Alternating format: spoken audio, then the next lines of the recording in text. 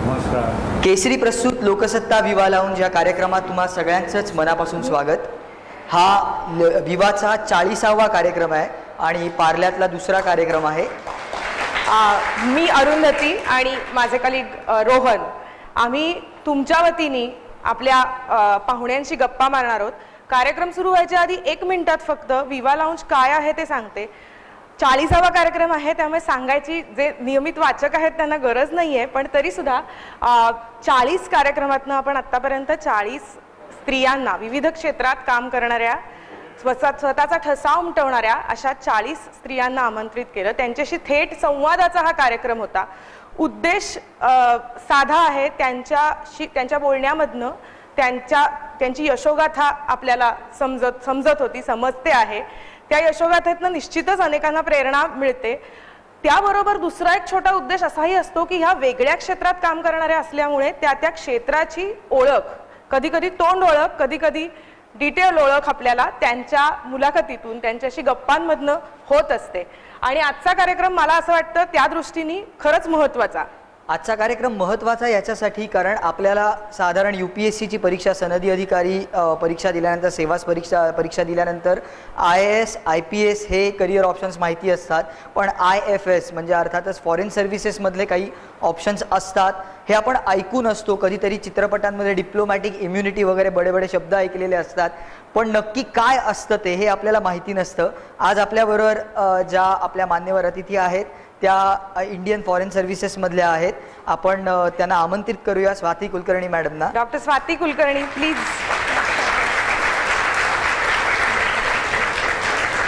आणि त्यांचं स्वागत करण्यासाठी मी केसरीचे केसरी भाऊ पाटील यांना विनंती करतो की त्यांनी मंचावर यावं.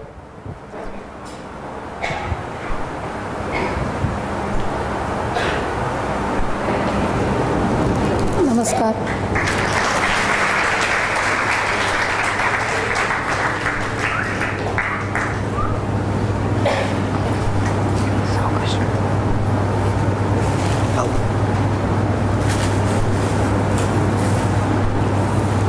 लोकसत्ता आणि आपला सन्मानच्या वतीने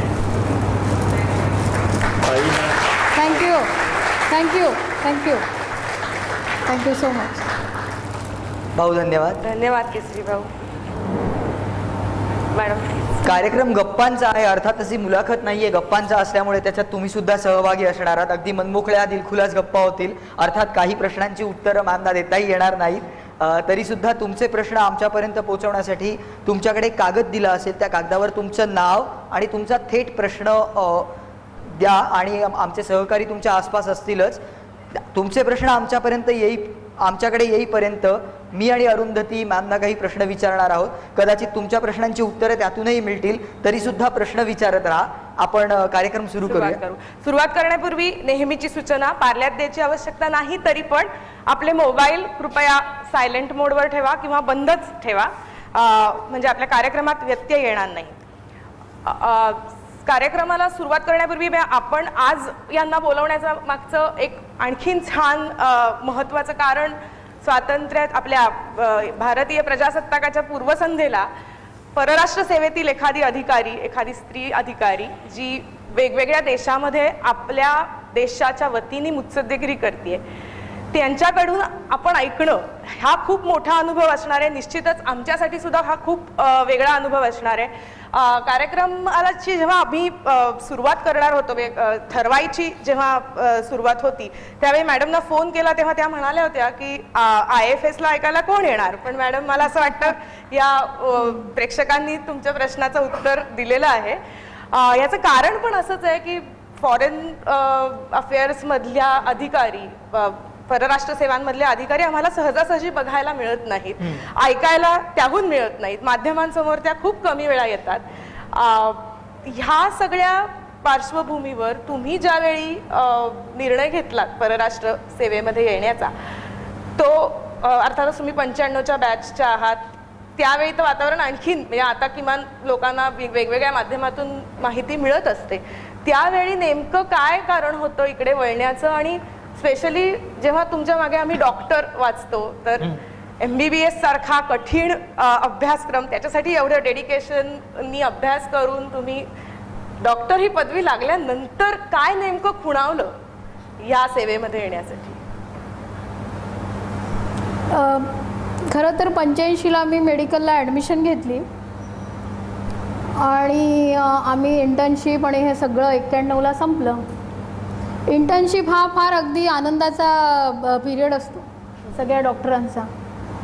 तर इंटर्नशिपमध्ये एक साधारण आपल्या काय काय जे काय हौशी वगैरे असतात ज्या 4-5 वर्षात केल्या नसतात ते सगळे जणं करतात. तर त्याच्यामध्ये आम्ही पण आमची जी काय रुरल किंवा अर्बन इंटर्नशिप असते तिथे आम्ही सगळ्या मुली जे काय पोस्टेड असतो हे ते पेपर वाचणं, बऱ्याच वेळा पेपर वाचणं होत नाही तर पेपर वाचणं वगैरे हे सगळं चालायचं. मग तेव्हा एक ॲडव्हर्टाइजमेंट दिसली की IITला बायोमेडिकल इंजिनिअरिंग यावर्षी उघडते. तर सहज कुतूहल, पहिली बॅच, तर सहज कुतूहल म्हणून मी आणि माझ्या मैत्रिणींनी फॉर्म भरून टाकला. तर तिथे पण एक परीक्षा होती तर मग ती पण परीक्षा दिली आणि त्याच्यातही पास झालं. आणि MS करायचं होतं की बाबा प्लास्टिक सर्जरी किंवा असं काहीतरी एक फॉलो करायचं होतं. MS ENTला ऑनर्स होते तर म्हटलं पहिले ENT करूया. मग आमच्या घरी जेव्हा आम्ही लोक इंटर्नशिपवरनं घरी वगैरे यायचो तेव्हा माझ्या बाबांचे खूप खास मित्र होते महाजन काका म्हणून. त्या दोघांनी लॉ एकत्र केलं होतं. तर ते काका बसले होते म्हणे काय रे बाबा तुझी पोरगी काय करते सध्या? काही नाही रे म्हणे मस्ती चालली आहे इंटर्नशिपमध्ये आहे, बघायचं आता पुढे काय MS काय करते किंवा काय पुढे करते असं. ते म्हणे काय रे MS वगैरे तर होणं ठीक आहे पण तुझ्या पोरीने कधी UPSCकडे वळून बघितलं आहे का? तर मग मी काकांना म्हटलं UPSC काय असतं, काही कल्पना नाही. ते म्हणे अगं हे बघ मी माझ्या दोन्ही मुलांसाठी प्रयत्न करत होतो, त्यांनी काही एवढा त्याच्यामध्ये इंटरेस्ट दाखवला नाही, तू करशील का?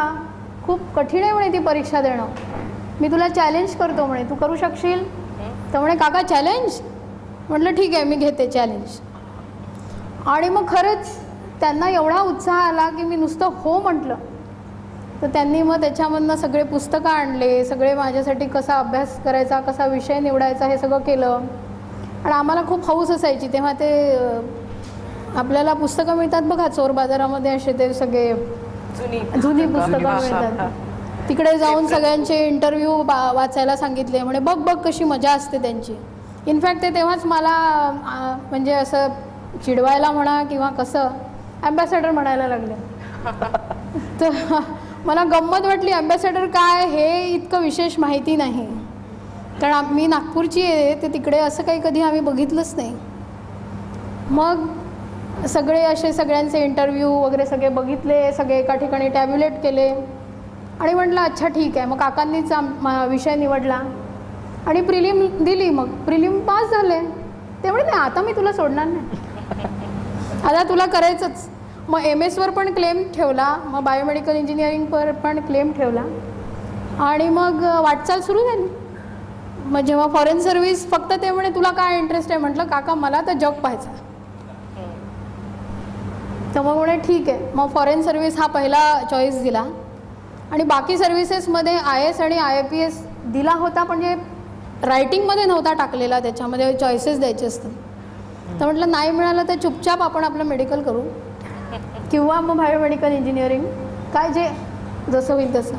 आणि बघा काहीतरी वेगळीच दिशा मिळाली आणि आज मी फॉरेन सर्व्हिसमध्ये आहे. पण अजूनही मला असं म्हणजे मेडिकलचं असं थोडं नॉस्टॅल्जिकली वाटतं की अरे ते पेशंट, ती OPD, ते सगळं.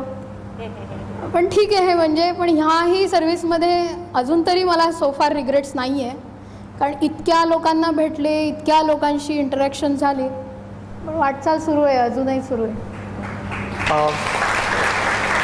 हे खरंच म्हणजे आमच्यासाठी पण खूप धक्कादायक आणि आश्चर्याचा धक्का आहे की सहज म्हणून तुम्ही ती स्पर्धा परीक्षा द्यायला गेलात आणि पहिल्या अटेम्प्टमध्ये प्रिलिम आणि इंटरव्ह्यू सुद्धा नाही, पहिल्या अटेम्प्टला नाही झालं. पहिल्याला प्रिलिम दिली, दुसऱ्याला म्हणजे तेव्हा मग मेन्स वगैरे दिली, तेव्हा 370 रँक होता. ओके. आणि मग सेकंडला म्हणजे ह्याच्यामध्ये मग माझा 52 रँक होता. मग तेव्हा राईट, मग त्याच्यामध्ये 52मध्ये तेव्हा आम्हाला वाटत नव्हतं की काय होतं काय नाही, कारण फॉरेन सर्व्हिस तेव्हा म्हणजे मिळते नाही मिळत, कारण आधी 60 ते 65 IASला सीट्स असतात कॅटेगरी जसे काय असतात त्याच्यामध्ये. तर तेव्हा कोर्टाच्या 3 केसेस तंगडल्या होत्या तर आमचे बाबा म्हणे अहो आमच्या पोरीला फॉरेन सर्व्हिस मिळत आहे का नक्की, म्हणून नॉर्थ ब्लॉकमध्ये तिथे जे डिपार्टमेंट आहे तिथे जाऊन बसले आणि मग ते म्हणे हो हो मिळत आहे, नाही तर आम्ही मसुरीला पाठवणार नाही म्हणे पोरीला. अरे वा. पण आता तुम्ही म्हणजे या एक्झाम क्लिअर झालात आणि कोर्ससाठी मसुरीला गेलात, तर सगळ्याच निवडलेल्या सगळ्यांचाच ट्रेनिंग तिकडे मसुरीला होता? नाही नाही, फक्त आम्ही लोक IAS होतो तेव्हा, IPS वाले होतो, त्यात आमच्या बॅचला फॉरेस्ट पण होते. अच्छा. पण मग हे सगळे एकत्र जेव्हा तिथे असतात तेव्हा तुमचं म्हणजे बघा IFS निवडल्यांचं ट्रेनिंग वेगळं किंवा IPS साठींचं ट्रेनिंग वेगळं असं काही असतं का, ट्रेनिंग एकच असतं? कसं असतं की पहिलं जे फाउंडेशन ट्रेनिंग असं म्हटलं जातं त्याला, ते एकत्र असतं, ते 3.5 महिन्याचं वगैरे असतं. साधारण प्रत्येक वर्षी सप्टेंबरला बॅच सुरू होते आणि 1 जानेवारीपर्यंत ते चालतं. त्याच्यामध्ये सगळे लोक आम्ही एकत्र असतो. मला असं वाटतं त्याच्या मागचा उद्देश हा आहे की पुढे जाऊन तुम्ही वेगळ्या वेगळ्या सर्व्हिसेसमध्ये असणार, तर तुमची जी कॉलिग्स या नात्याने जी ओळख असेल त्या ओळखीच्या रूपाने म्हणा किंवा तो जो कम्फर्ट झोन असेल त्याच्यामध्ये हे जे बाकीच्या सरकारी डिपार्टमेंटमध्ये तुम्ही एक एक असणार तर ते पटापट व्हायला पाहिजे. बरोबर. तर आम्हा लोकांना ते ट्रेकिंगला वगैरे पाठवतात, बरेच काय काय काय काय फिजिकल आणि मेंटल दोन्ही कल्चरल सगळेच जे काय ट्रेनिंगमध्ये आम्हाला देतात त्याच्यामध्ये खूप खूप छान छान मित्रमैत्रिणी होतात, कॉलिग्स होतात, काही जोडीदारही होतात. हां. तर ते डिपेंड करतं कसं आणि काय. पण मला अजूनही आठवतं जेव्हा मसुरीला आम्हाला ते अगदी 5:30ला उठवायला लावायचे. बाप. 5:30ला म्हणजे तिथे असे हॉस्टेल्स आहेत, त्यांचं नाव आहे गंगा वगैरे असं काय काय. तर 5:30ला आमचे ते राणा सर आहेत ते शिट्टी मारायचे. आम्ही सगळे असे धडपडून उठायचो आणि मग ते 11-12 किलोमीटर तुम्हाला धावायला वगैरे लावतात, चालायला लावतात आणि मग दिवसभर बाकी ट्रेनिंग आणि संध्याकाळी कल्चरल प्रोग्राम्स, असे थकून जायचो जाम. तर एक दिवस मला वाटतं ट्रेनिंग झाल्यानंतर आमच्या आईबाबांकडे गेलेली, तर आमच्या गुरख्याची शिट्टी वाजली, मी जागी होऊन गेली. बाबा म्हणे अगं झोप, हे काही मसुरीची शिट्टी नाही आहे. इतकी म्हणजे मला खरंच आश्चर्य वाटतंय, कुठलीही बॅकग्राऊंड घरात तशा दृष्टीने म्हणजे घरात कुणी IFS किंवा IAS ऑफिसर नाही, अशा साध्या मराठी कुटुंबातली मुलगी जेव्हा पहिल्यांदा IFSच्या ट्रेनिंगसाठी ऑफकोर्स मसुरीला जाते, त्याच्यानंतरचा जो पहिलं पोस्टिंग ते अर्थातच तुमचं दिल्लीत ट्रेनिंग नंतरचं असणार. आम्हाला सगळ्यांना त्या दिल्लीची ती सगळी सेक्रेटरिएटची बिल्डिंग बघून माहिती असते. आता साऊथ ब्लॉक त्यातनं सुद्धा, त्या साऊथ ब्लॉकबद्दल आम्ही खूप ऐकून असतो. आता आम्ही पत्रकार आहोत त्यामुळे त्या निमित्ताने आता आमचं बघणं होतं. सामान्य लोकांच्या मनात त्या साऊथ ब्लॉकच्या म्हणजे तो जो ऑरा आहे, ती सगळी प्रतिष्ठा, सगळे देशाविदेशातली अधिकारी, बडी अधिकारी मंडळी, आपली मंत्री वगैरे, ह्या सगळ्या वातावरणात तुमचा अनुभव कसा होता? म्हणजे जरी सगळं पूर्ण ट्रेनिंग वगैरे झालेलं असलं तरी एक परराष्ट्र खात्यातील अधिकारी म्हणून तुम्ही जेव्हा तिथे जॉईन होता त्यावेळी ते सगळं मॅनरिझम, ते एटिकेट, ते सगळं वातावरण, किंवा म्हणजे असं तुम्ही तुमच्या काकांना सांगितलं होतं की मला जग फिरायचंय आणि तुमचं पहिलं पोस्टिंग दिल्लीला झालं? नाही, पहिलं पोस्टिंग स्पेन. अच्छा. ट्रेनिंग आमचं दिल्लीला होतं. अच्छा, ट्रेनिंग. हां. तर मग ते कसं होतं म्हणजे ट्रेनिंग कसं असतं? जसं तुम्ही म्हणालात ना, IAS लोक दुसरीकडे जातात, IPS लोक हैदराबादला अकॅडमीत जातात. फॉरेन सर्व्हिसला आमची फॉरेन सर्व्हिस इन्स्टिट्यूट आहे. अच्छा. मग तिथे इंटरनॅशनल लॉ, तुम्हाला various multilateral organisations, Indian history, geography, cultural, आपले इथॉस, सिव्हिलायझेशन, हे सगळं ट्रेनिंग दिलं जातं. शिवाय आम्हाला सार्क कंट्रीजमध्ये वगैरे तेव्हा फिरायला लावायचे की तुम्ही नेबरिंग कंट्रीज पण तुम्हाला कळल्या पाहिजे. आर्मी, नेव्ही असे त्यांचे ठराविक हे आहेत. How to interact with media, हे सगळं ट्रेनिंग दिलं जातं. Etiquettes, how to use, how to sit, how to talk, how to म्हणजे तुम्ही बाहेरच्या देशात गेले तर तुम्ही काय बिहेव कसं कराल, असं ते सगळं ट्रेनिंग तिथे तुम्हाला दिलं जातं. एक साधारण 1 वर्ष तर आरामात, म्हणजे भारत दर्शन हे सगळं. पण आता म्हणजे त्याच्यातही की बाहेरच्या देशांमध्ये जेव्हा आपण जातो तेव्हा तिकडचे मॅनरिझम खूप वेगळे असतात. हो. आणि एका देशात एखादी म्हणजे याची एखादा वेगळा अर्थ असेल या खुणेचा, तर एखाद्या दुसऱ्या देशात तो काहीतरी भलताही असू शकतो. तर मग हे सगळं तुम्हाला तिथे शिकवतात का काय, म्हणजे जनरली जॉब हा प्रोटोकॉल आणि ह्या सगळ्या गोष्टी प्रचंड महत्वाचा असणारं असं हे सगळं प्रोफाईल असतं. म्हणजे देशोदेशीच्या बड्या नेत्यांपासून ते तिथल्या बड्या अधिकाऱ्यांपर्यंत तुमचा सगळा संबंध येतो. तर त्या प्रोटोकॉलचं कधी दडपण सुरुवातीच्या काळात, आता अर्थातच नसणार, पण त्या काळात म्हणजे मी हे मुद्दाम ह्यासाठी विचारते की तुमची बॅकग्राऊंड पार्श्वभूमी अजिबात घरात कुणाचं तसं वातावरण नाहीये. महत्वाकांक्षा पहिल्यापासून तिकडे असेल तर आपण त्या दृष्टीने वाचत जातो, तसं तुमचं नाही असं तुम्ही सांगितलंय. एकदम साऊथ ब्लॉक किंवा बाहेरच्या देशात, आता स्पेनमध्ये तुम्ही गेला होतात, ते सुरुवातीच्या काळातले काही अनुभव सांगा ना, की त्याचं काही कुठे जाणवलं का, दडपण म्हणा किंवा वेगळेपण म्हणा?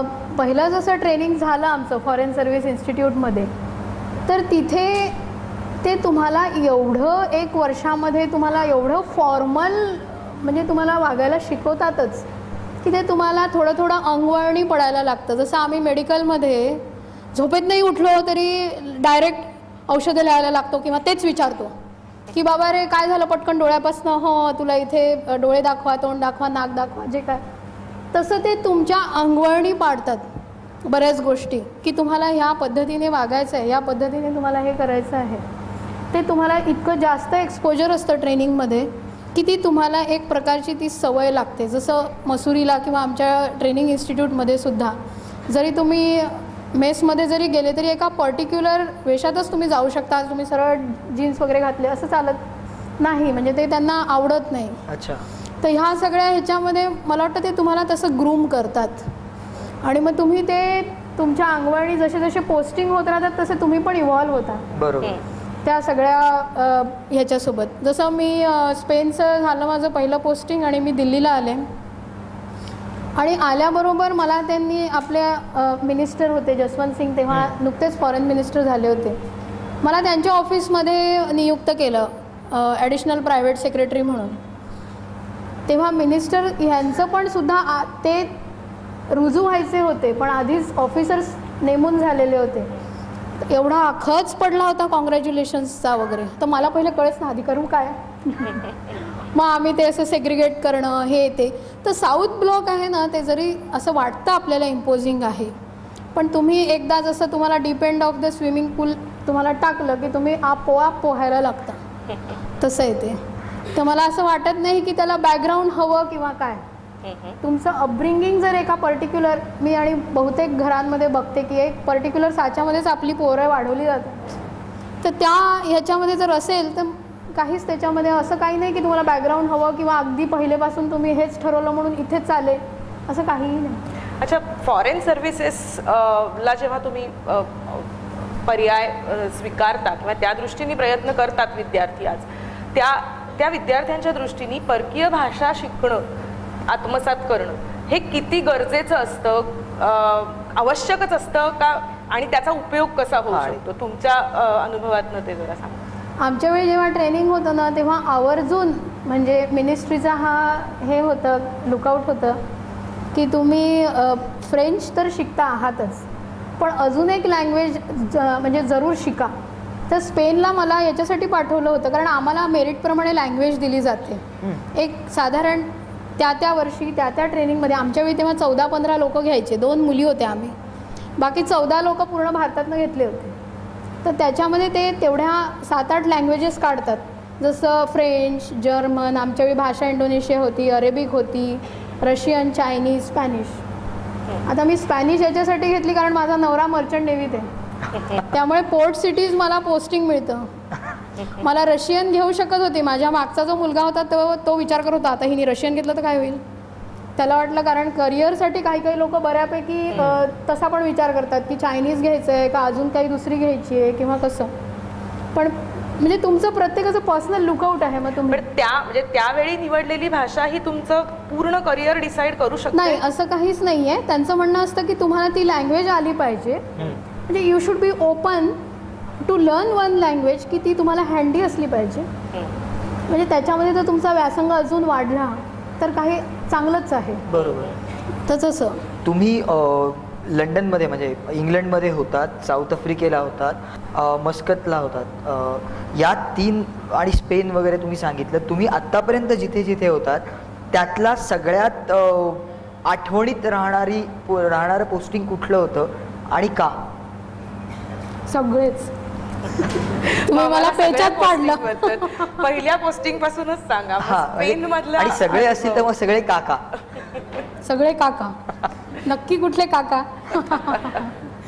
बरोबर. स्पेन मधला पहिल्या पोस्टिंगचा अनुभव जास्त लक्षात राहणारा असू शकतो, कारण पहिल्यांदाच अशा पद्धतीने बाहेरच्या देशात एक अधिकारी म्हणून तुम्ही जेव्हा जाता नेमणुकीला, कसा असतो म्हणजे त्या एम्बसीचा साईज किंवा त्यानुसार कामाची जबाबदारी असते का, नेमकं कसं ठरतं? म्हणजे आणखीन की आपल्या देशाचे त्या देशाशी असलेले संबंध, व्यापारी असतील, राजकीय असतील, याच्यावर पण आपलं तिकडच्या एम्बसीचं एकंदरीत वातावरण आणि हे डिपेंड करतं का आपलं असतं ते असतं, राजकीय संबंध वगैरे ते चालत राहतात असं आहे काय? नाही नाही नाही, असं नसतं. कसं असतं, जसं संबंध म्हणालात तुम्ही म्हणून मी पहिल्यांदा त्याच्यावर येते. संबंध कसे असतात की एक आपल्या देशाचे एक सेट ऑब्जेक्टिव्ज असतात, राईट?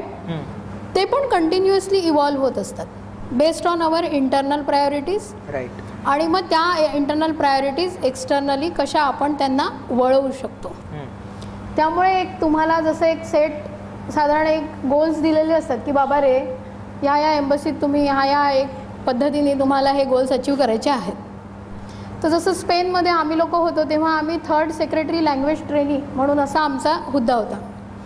तर आम्ही सकाळी तिथे एक युनिव्हर्सिटी होती, तिथे सकाळी आम्ही लोक जायचो लँग्वेज शिकायला. आणि स्पॅनिश लँग्वेज पुष्कळशी संस्कृत सारखी आहे, म्हणजे ती बऱ्यापैकी ते रामा वगैरे आहे की नाही, तशा टाईपचं त्यांचं ग्रामर आहे. तर ते मला फार सोपं पडलं. आणि तर ती काहीतरी 1 वर्षात द्यायची होती, तर मी 7-8 महिन्यातच कंप्लीट करून टाकली की. आणि मग त्याच्यानंतर आम्ही लोक ती युनिव्हर्सिटी झाली की दुपारला आम्ही एम्बसीत यायचो. मग आमचे ॲम्बॅसेडर काय म्हणायचे की तुम्ही 1 महिना ॲडमिनिस्ट्रेशनमध्ये बघा, मग तुम्ही व्हिसा सेक्शनमध्ये काम करा, मग तुम्ही कल्चरल बघा, माझ्या ऑफिसमध्ये काम करा. मग ते आम्हाला सगळं एक्सपोजर देतात. So it's on the job training. Okay. आणि मग त्याच्यामध्ये ते बघतात की तुम्हाला तुमची झेप कुठवर आहे, मग ते तुम्हाला अजून कठीण असाइनमेंट्स देतात. And then it just ball starts rolling. बरोबर. अरुंधतीने मगाशी सांगितलं की तुमचे संबंध तिकडच्या म्हणजे परदेशातल्या उच्चपदस्थ मंत्री असतील, अधिकारी असतील, त्यांच्याशी असतातच, पण तिकडची लोक, स्थानिक लोक आणि तिकडे राहणारे भारतीय यांच्याशी पण तुमचे इंटरॅक्शन होतच असतील. आणि पुलंनी त्यांच्या अपूर्वाईमध्ये बहुतेक म्हणून ठेवलं होतं की लंडनमधल्या परराष्ट्रीय खात्यातले अधिकारी भारतातली परंपरा किती, म्हणजे काम न करण्याची परंपरा किती चोख पार पाडतात हे तिकडच्या विद्यार्थ्यांकडे बघितल्यानंतर लक्षात येतं. कारण ते विद्यार्थी आताच झालेले असतात, काहीच रिस्पॉन्स मिळत नाही अनेकदा. याच्यामुळे तुम्ही लंडनमध्ये होतात त्यावेळी सुद्धा अशी एक सिच्युएशन आली होती की तिकडे वर्क परमिट नाकारलं होतं आणि त्यावेळी तुमचं काम तिकडेही वाखाणण्याजोगं होतं, तर त्याच्याबद्दल सांगाल का थोडंसं? चल, लंडनचं जे आपलं हाय कमिशन आहे ना ते खूप असं ह्यूज आहे. म्हणजे इट्स इनफॅक्ट साऊथ ब्लॉकला कॉम्पीट करेल तसं एक it's a sort of a ministry in it self. 7-8 मजल्याची आपली बिल्डिंग आहे आणि अगदी नेक्स्ट टू BBC आहे आपली स्वतःची भारत सरकारची. हो, आणि त्याला हेरिटेज बिल्डिंग अगदी फुल 1930 मध्ये किंग राजानी वगैरे गोल्डन कीनी ओपन केलेली वगैरे असलं काय काय आहे त्याला, म्हणजे बऱ्यापैकी हेरिटेज. आणि हे सगळं Nehru hall, Gandhi hall, and it's very prestigious sort of building. त्याच्यामध्ये लंडनला मी तिकडे आमचे जे हाय कमिशनर होते तर ते बरेच सिनियर असतात. तर मी 1st सेक्रेटरी होते तेव्हा आणि तिथेच मला काउन्सिलर म्हणून प्रमोशनही मिळालं. तर 1st सेक्रेटरी म्हणजे आमच्या हाय कमिशनरांच्या ऑफिसचं इन्चार्ज, आणि त्यांना एज्युकेशन आणि सायन्स अँड टेक्नॉलॉजी त्यांच्याकडे ठेवायचं होतं म्हणून ते पण चार्जेस माझ्याचकडे होते. तर तेव्हा काय झालं की मला वाटतं 2006 म्हणजे मी 2005ला तिथे रुजू झाले आणि 2006ला तिथे त्यांच्या गव्हर्नमेंटनी हायली स्किल्ड मायग्रंट प्रोग्राम म्हणून एक प्रोग्राम होता. इथल्या सगळ्या यंग मुलांना माहिती असेल, HSMP म्हणतात त्याला. तर त्यांनी काय केलं, ओव्हरनाईट एक म्हणजे 2006 मार्चमध्ये तो बदलवूनच टाकला आणि म्हणे की आधीचे पण जे लोक आले आहेत त्यांना पण हा लागू आहे रिट्रोस्पेक्टमध्ये. बापरे. आणि कसं होतं म्हणजे हा नवा जो नियम होता तो तुमच्या वयावर तुम्ही तिथे किती अर्न करता, जसं तुम्हाला पर ॲनम पाऊंड 35,000 आहे किंवा 40,000 आहे किंवा तुमचा UK एक्सपिरियन्स काय आहे त्याच्यावर पॉईंट्स दिले होते. तुम्ही MBA असाल तर अमुक पॉईंट्स, डॉक्टर असाल तर तमुक पॉईंट, ते सगळे गोळा करून तुमचे 75 पॉईंट्स होतील तरच तुम्ही राहू शकता. बापरे. आणि आधीचे जे सगळे लोक आले होते ते 65 पॉईंटवर आले होते. तर ते म्हणले आमचे तर काही 75 होणार नाही नवीन रूलमध्ये. आणि त्या सगळ्यांनी आपली फॅमिली आणलेली, आपले सगळे पोरं तिथे शिकतायत, त्यांचं इकॉनॉमिक इन्व्हेस्टमेंट, घर हे ते सगळं एकदम हवालदिल होऊन गेले. आणि मग ते आमच्या हायकमिशनमध्ये आले आणि हायकमिशनर सरांना भेटले आणि मग ते त्याच्यात मेजॉरिटी डॉक्टर्स होते. 20,000 डॉक्टर्स होते, त्याच्यापैकी 12,000 डॉक्टरांना तडका बसला. आणि इतर व्यावसायिक पण होते, MBA किंवा इंजिनियर्स वगैरे असे, PhD हे. आमच्या हायकमिशनर सरांनी सगळं ऐकून घेतलं. ते म्हणाले बुवा तुम्ही हाऊस जॉब, इंटर्नशिप हे सगळं म्हणताय, मला जरा समजायला वेळ लागेल, पण आमच्या इथे स्वाती आहे, तिला सगळं हे सगळं पटपट कळेल, तर तिला तुम्ही MBBS बॅकग्राऊंड. हां, त्यामुळे तर ते सगळेजण मग माझ्याकडे आले. मग त्यांना सांगितलं, मग असं ठरलं आमचं इंटरनली की ते तुझ्या घरी येतील सगळेजण आणि तिथे तुम्ही लोक चर्चा करा एक्झॅक्टली काय काय याच्यामध्ये आपण करू शकतो. मग सगळेजण माझ्याकडे जेवायला आले. मला पहिले वाटलं 8-10 येतील, आले चांगले मस्तपैकी 30-40 आणि अगदी रात्री 12-1 पर्यंत इतकं ते ब्रेन स्टॉर्मिंग आणि हे ते सगळं सुरू होतं. आणि मग त्याच्यामध्ये आमचं सगळ्यांचं असं ठरलं की आपण म्हणजे 4 प्रॉन्ग स्ट्रॅटेजी, आपण असं जसं म्हणतो ना की 4 मेजर असं आपण ठरवूया की काय काय ॲक्शन घ्यायची. एक म्हणजे असं आमचं ठरलं की एम्बसीच्या लेवलवर म्हणजे हायकमिशनच्या लेवलवर, मी माझ्या लेवलच्या ऑफिसरवर, हायकमिशनरनी त्यांच्या सेक्रेटरी लेवलवर, प्राईम मिनिस्टरची व्हिजिट ड्यू होती तेव्हा प्राईम मिनिस्टर मनमोहन सिंग पण येणार होते, ते पण प्राईम मिनिस्टर टोनी ब्लेअरशी बोलतील. असं प्रत्येक लेवलवर आपण ते घेऊ. आणि आपले जे व्यावसायिक लोक आहेत ते लिगली ते चॅलेंज करतील. ते म्हणे आमच्याकडे पैसे, कारण तिथला जो वकील आहे तो तर 50,000 पाऊंड त्याची फी होती. तर मग त्या सगळ्यांनी त्यांचा तो ग्रुप फॉर्म केला इंडियन असोसिएशन करून. मग त्यांनी ते गोळा करून मग त्याच्यामध्ये ते वकील नेमला, त्यांनी लिगली पण चॅलेंज केलं. मग त्यांना आम्ही सांगितलं की तुम्ही प्रत्येक जे MP आहेत, मेंबर ऑफ पार्लमेंट्स जे आहेत ब्रिटिशमधले, त्यांना जाऊन भेटा, त्यांना अवगत करा हा इश्यू काय आहे, मीडियाशी भेटा, त्यांना पण सांगा. तर म्हणजे असं 4ही क्षेत्रावर आम्ही कसून प्रयत्न केला. आणि मग ते प्रत्येक वेळेला ड्राफ्ट बनवणं, लिहिणं, ते व्यवस्थित हायकमिशनरचं लेटर बनवण्यापासून हे नको ते नको हे सगळे मिळून ते करणं.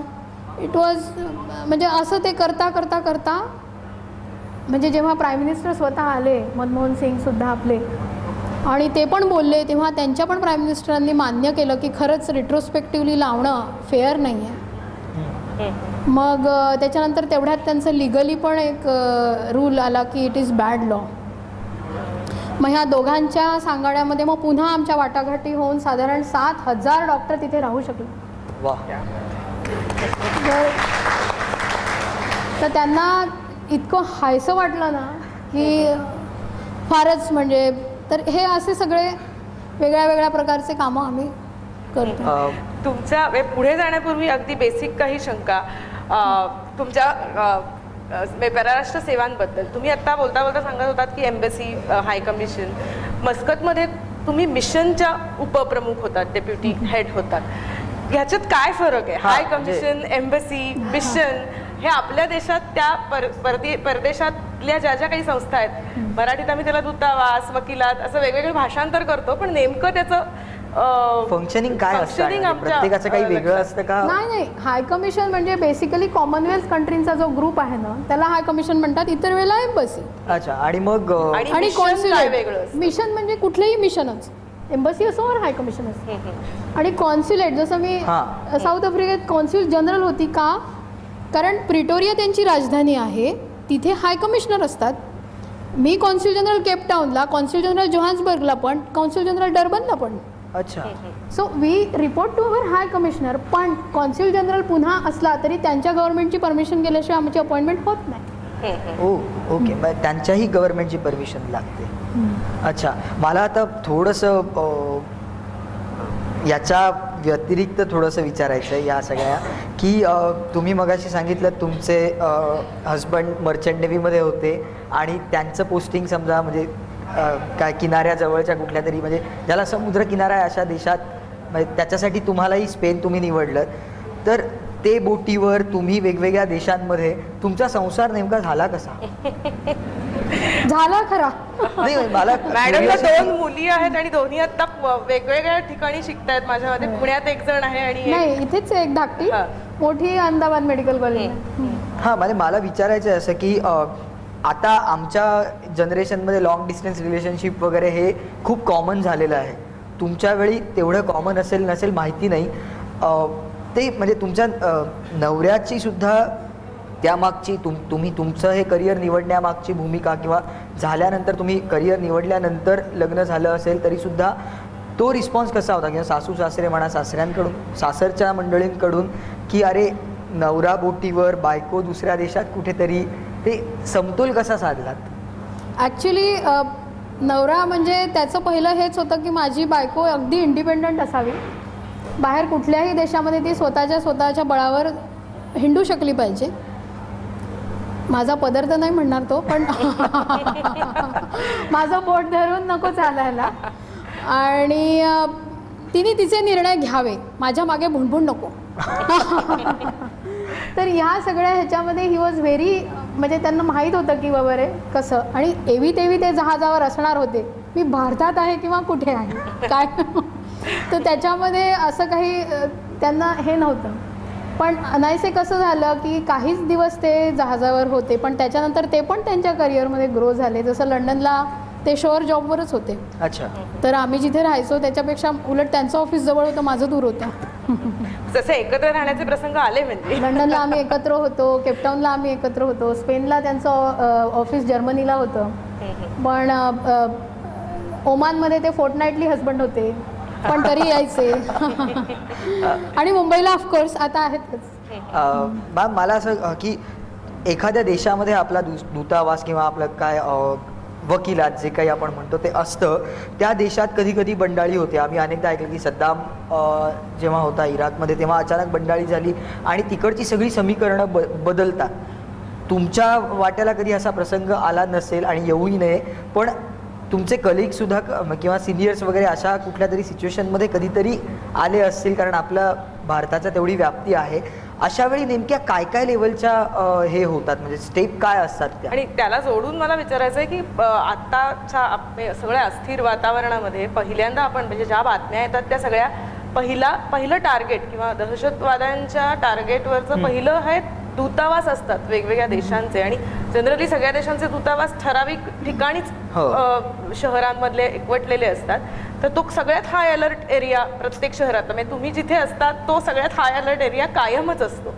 तर त्या दृष्टीने तुम्हाला काही वेगळं ट्रेनिंग दिलं जातं का? आणि जसं त्याने मगाशी विचारलं तसं काही वेगळ्या प्रिकॉशन, म्हणजे स्पेशली आता हे अमेरिकेतलं झाल्यानंतर कदाचित जास्त फरक पडला असेल, मला माहिती नाही, म्हणजे तुमचा काय अनुभव आहे त्याविषयी? लंडनला मी सांगते, जेव्हा ते टेररिस्ट अटॅक झालेत ना तेव्हा एकदम 5-6 ठिकाणी झाले बघा. ट्यूबमध्ये झाला, ट्यूबमध्ये झाले, तिकडे बॉम्ब बसमध्ये झाले, हे इथे तेव्हा अटॅक झाले. आणि तेव्हा आम्ही लोक मिशनमध्ये होतो. पोरं माझी रसेल स्क्वेअर आणि आमच्या एम्बसीचे खूप साऱ्यांची पोरं म्हणजे शाळांमध्ये होती. तिथे रसेल स्क्वेअरला बॉम्ब झाला आणि तिथे बाजूलाच शाळा होत्या बऱ्याच जणांच्या. आम्ही पहिले तर एवढे घाबरलो, तर पटापट आम्ही शाळांमधनं आधी पोरं एम्बसीमध्ये आणली, कारण embassy is one of the safest area. बरोबर. आणि मी बसले होते, म्हणजे असं एक दुपारला साधारण 9ला वगैरे अटॅक झाले आणि आम्ही लोक 12ला पोरं वगैरे आणली आणि 4ला आमच्या हायकमिशनमध्ये खाली असे म्हणजे लोक पण यायला लागले, इंडियन कम्युनिटी काय हे ते. त्याच्यात मला अजूनही आठवतं की एक माणूस अगदी त्याचा शर्ट फाटलेला, रक्ताळलेला, काहीही नाही हातात. आला हायकमिशनमध्ये आणि म्हणाला हायकमिशनर सरांना भेटायचं आहे. तर मलाच पहिले जायला लागायचं कारण मी इन्चार्ज होती त्यांच्या ऑफिसची. तर मी आमच्या सिक्युरिटी गार्डला म्हटलं आधी तुम्ही तेच, आणि चक्कर येऊन पडले असं. तर मग त्यांना आधी पहिले म्हटलं त्यांना आधी तुम्ही स्थिर करा. त्यांना स्थिर वगैरे केलं आणि मग मी भेटले त्यांना, केबिनमध्ये आले आणि अरे म्हटलं हे तर मसुरीचे माझे कॉलिग, आणि मी बघते तर ते इंडियन पोलीस सर्व्हिसचे. ते तिथे कुठल्या कॉन्फरन्सला आलेले आणि एजवेर रोड म्हणून एक आहे तिथे. तर तिथे जेव्हा बॉम्बस्फोट झाला तर त्यांनी चक्क त्या ट्यूबमधनं उडी मारली ब्रिजवरनं, आणि त्यांचा पासपोर्ट, त्यांचं सगळं काही, पैसे नाही, सगळं त्यांचं चाललं गेलेलं. मी म्हटलं अरे बापरे. मग त्यांना पुन्हा स्थिर करून मग ते त्यांची सगळी जी काळजी वगैरे जी काय घ्यायची होती ती आम्ही व्यवस्थित घेतली. आणि तसं ड्रिलच असते एक एम्बसीची की कसं तुम्ही तुमचे म्हणजे सिक्युरिटी कशी ठेवली जाते. आणि अजून इन्सिडेंट आहे, कारण जसं ते अटॅक झाले त्याच्यानंतरसुद्धा 2-3 महिने तिथे कसं एक साधारण वातावरण होतं की हे एशियन लोक एक साधारण म्हणजे आपले शेजारच्या राज्यातले सगळे टेररिस्टच आहे असं एक, म्हणजे आणि रंगावरनं काहीच कळत नाही. तर मला आठवतं आमचे मिनिस्टर आले होते, मिनिस्टर ऑफ स्टेट, आणि त्यांचे private secretary, he was senior to me 1 इयरनी. तर ते आले होते त्यांच्यासोबत. तर मिनिस्टरांचा कार्यक्रम चालला होता आणि ते म्हणाले, मी म्हणे स्वाती मी तुझ्याकडे जेवायला येतो. आणि मी तिथे साऊथ ऑडली स्ट्रीट म्हणून आहे, तिथे आपल्याला हायकमिशनचं तिथे नेहरू हाऊस म्हणून आहे, तिथे माझं पेंट हाऊसला घर होतं. कारण याच्यासाठी होतं की 24 hour I should be available all the time, कारण हायकमिशनरांच्या ऑफिसमध्ये. आणि त्याचं हॉटेल बकिंगहॅम पॅलेसच्या जवळ सेंट जेम्स प्लाझा, म्हणजे ते वॉकिंग डिस्टन्स आहे. तर तो जेवला वगैरे आणि तो म्हणे अगं मी चल मी आता पायी जातो. निघाला तो पायी जायला आणि अर्ध्या तासाने त्याचा फोन आला, म्हणे स्वाती ताबडतोब ये. मग मी आणि माझ्या नवऱ्याने गाडी काढली आणि आम्ही त्याला बघायला गेलो. त्याला बेदम मारलं होतं. गोरे आणि काळे लोक आले आणि त्यांनी त्याला मारलं होतं आणि ते सगळे अल्कोहोलच्या ह्याच्यात होते, नशेमध्ये. तर तो म्हणाला अरे मी शेजारच्या राज्याचा नाही, हा बघ माझा पासपोर्ट, मी भारतीय आहे. तर त्या ड्रंकन स्टुपरमध्ये पण त्यांना म्हणा अरे तू भारतीय आहेस, सोडून दिलं. आणि मग आम्ही त्याला बाबा रे बाबा आता असे वॉक वगैरे करण्याचं असं काही धीर, म्हणजे असं काही तू काही शूरवीरपणा करू नको. मग त्याला आम्ही हॉटेलमध्ये 10-10:30 वगैरे असं जे काय, मग आम्ही शांतपणे. बापरे. म्हणजे अशा पण काही घटना, म्हणजे ते थोडं सतर्क राहणं. आपण जे म्हणतो ना ॲडवायझरी आम्ही काढतो की बाबा रे सतर्क राहावे, आपले पासपोर्ट नीट ठेवावे, जे काय असतं ते कधी पण बाहेर तुम्ही जाता तेव्हा प्लीज वाचून घेत जा एम्बसी वेबसाईटवर की काय ॲडवायझरी आहे. कधी कधी आपल्याला माहीत नसतं की कुठे काय चाललंय, इंटरनल प्रॉब्लेम्स काय आहेत. बरोबर. ह्या सगळ्या वेळ तुम्ही सांगता या सगळ्या कामामधलं, परराष्ट्र खात्यातला वेगवेगळ्या देशांमधलं सगळ्यात चॅलेंजिंग काम कुठलं, असा एक प्रश्न माझ्याकडे आला आहे. 1 मिनिट, मी फक्त नाव सांगते.